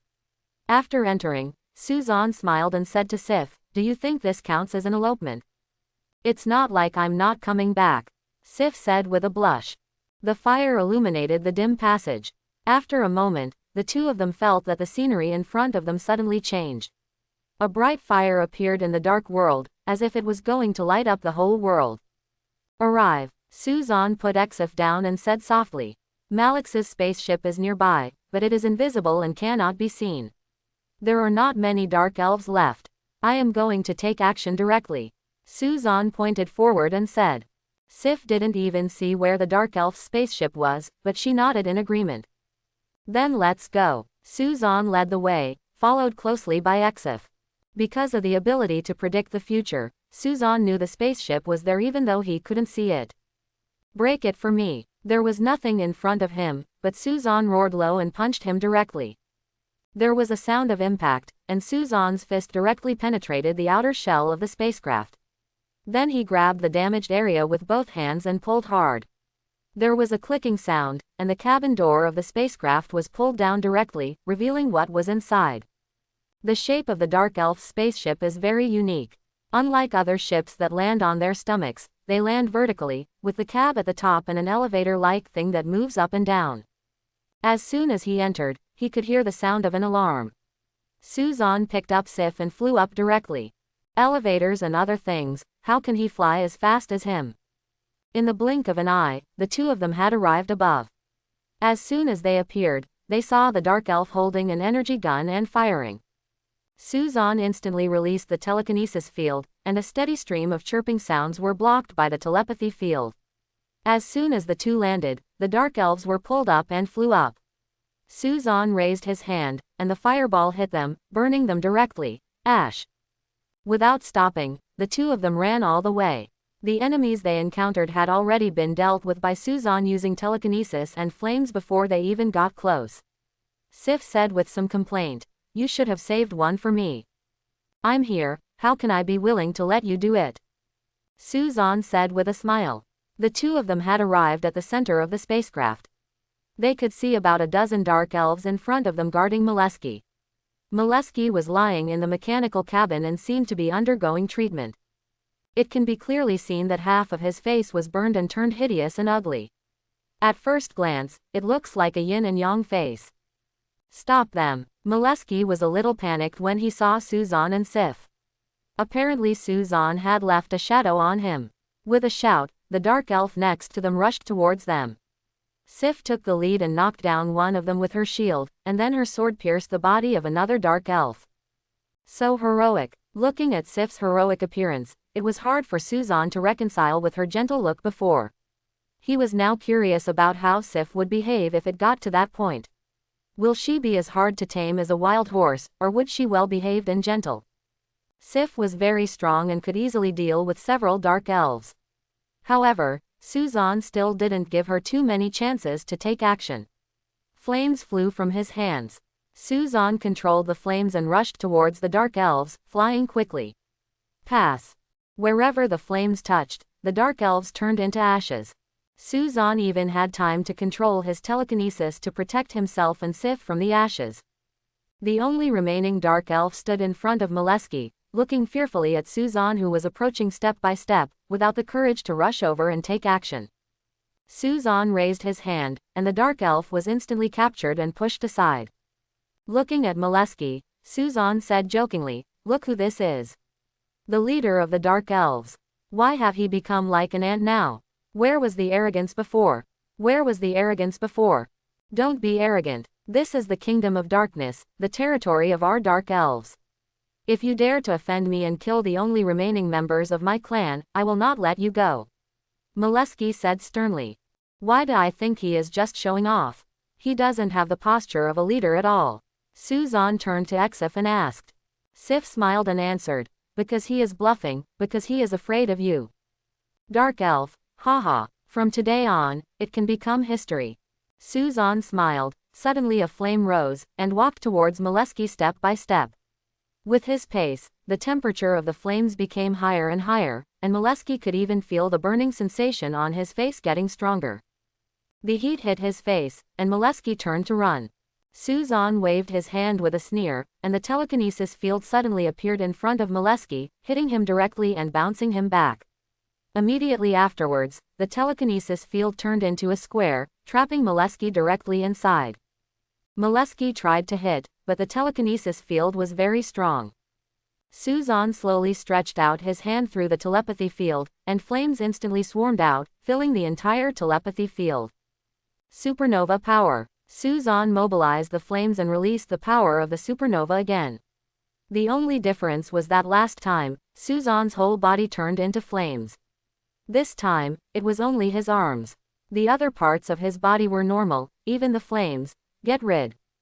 Speaking of which, it was thanks to Pyro's ability to control fire that he could concentrate the flames on his arms and spread them out so freely.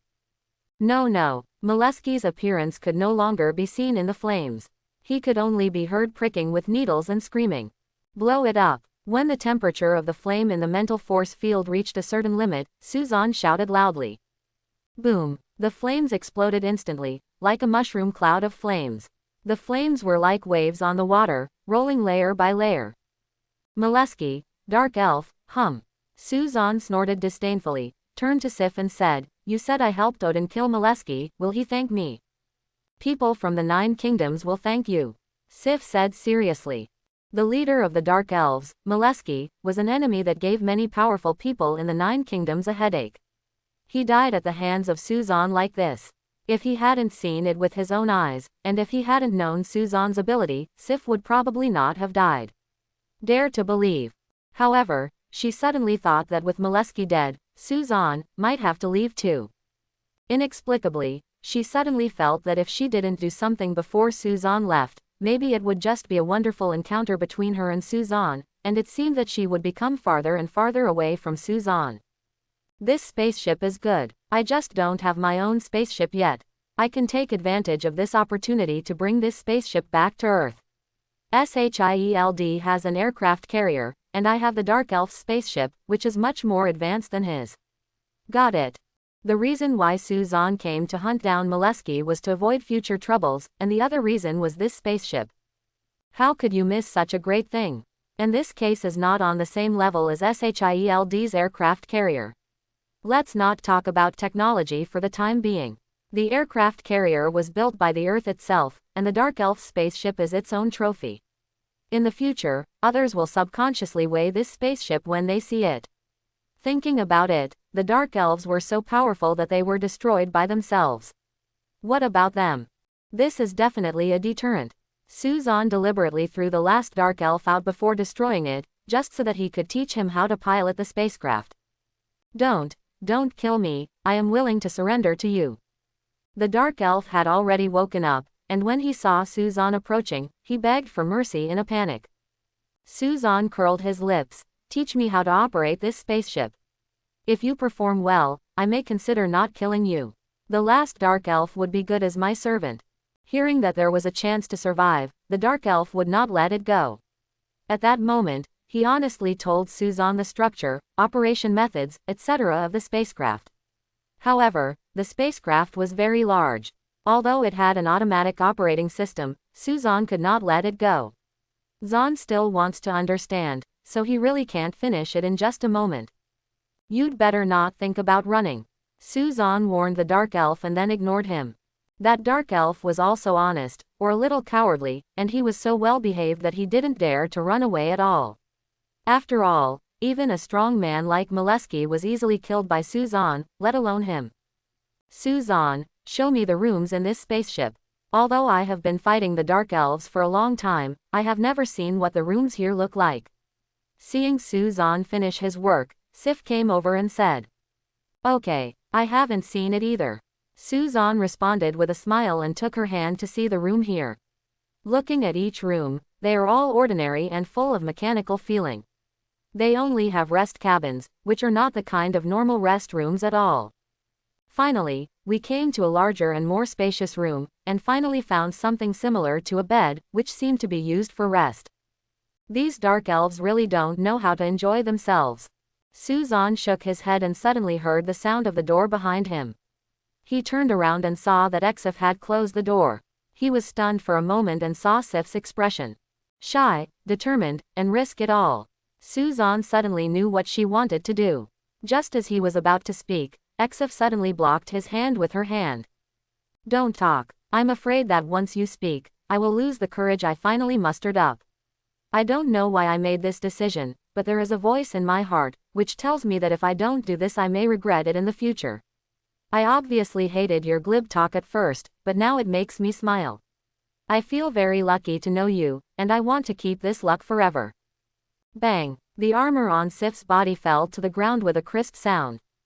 Suzanne could tell that Exif was nervous, otherwise the armor would not have made such a loud noise when it fell to the ground. A woman, a goddess, mustered up the courage to make a decision. As a man, how could Suzanne not express anything at this time?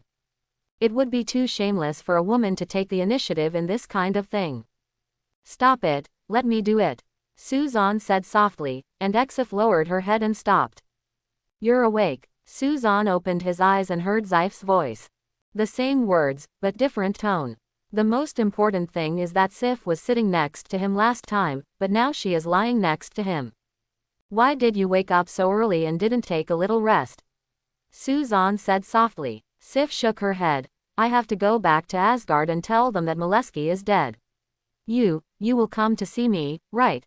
Of course, I will not only visit you, but believe me, it won't be long before I let you stay with me forever.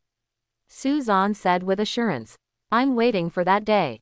Sif said. I hope everyone will support it and subscribe more.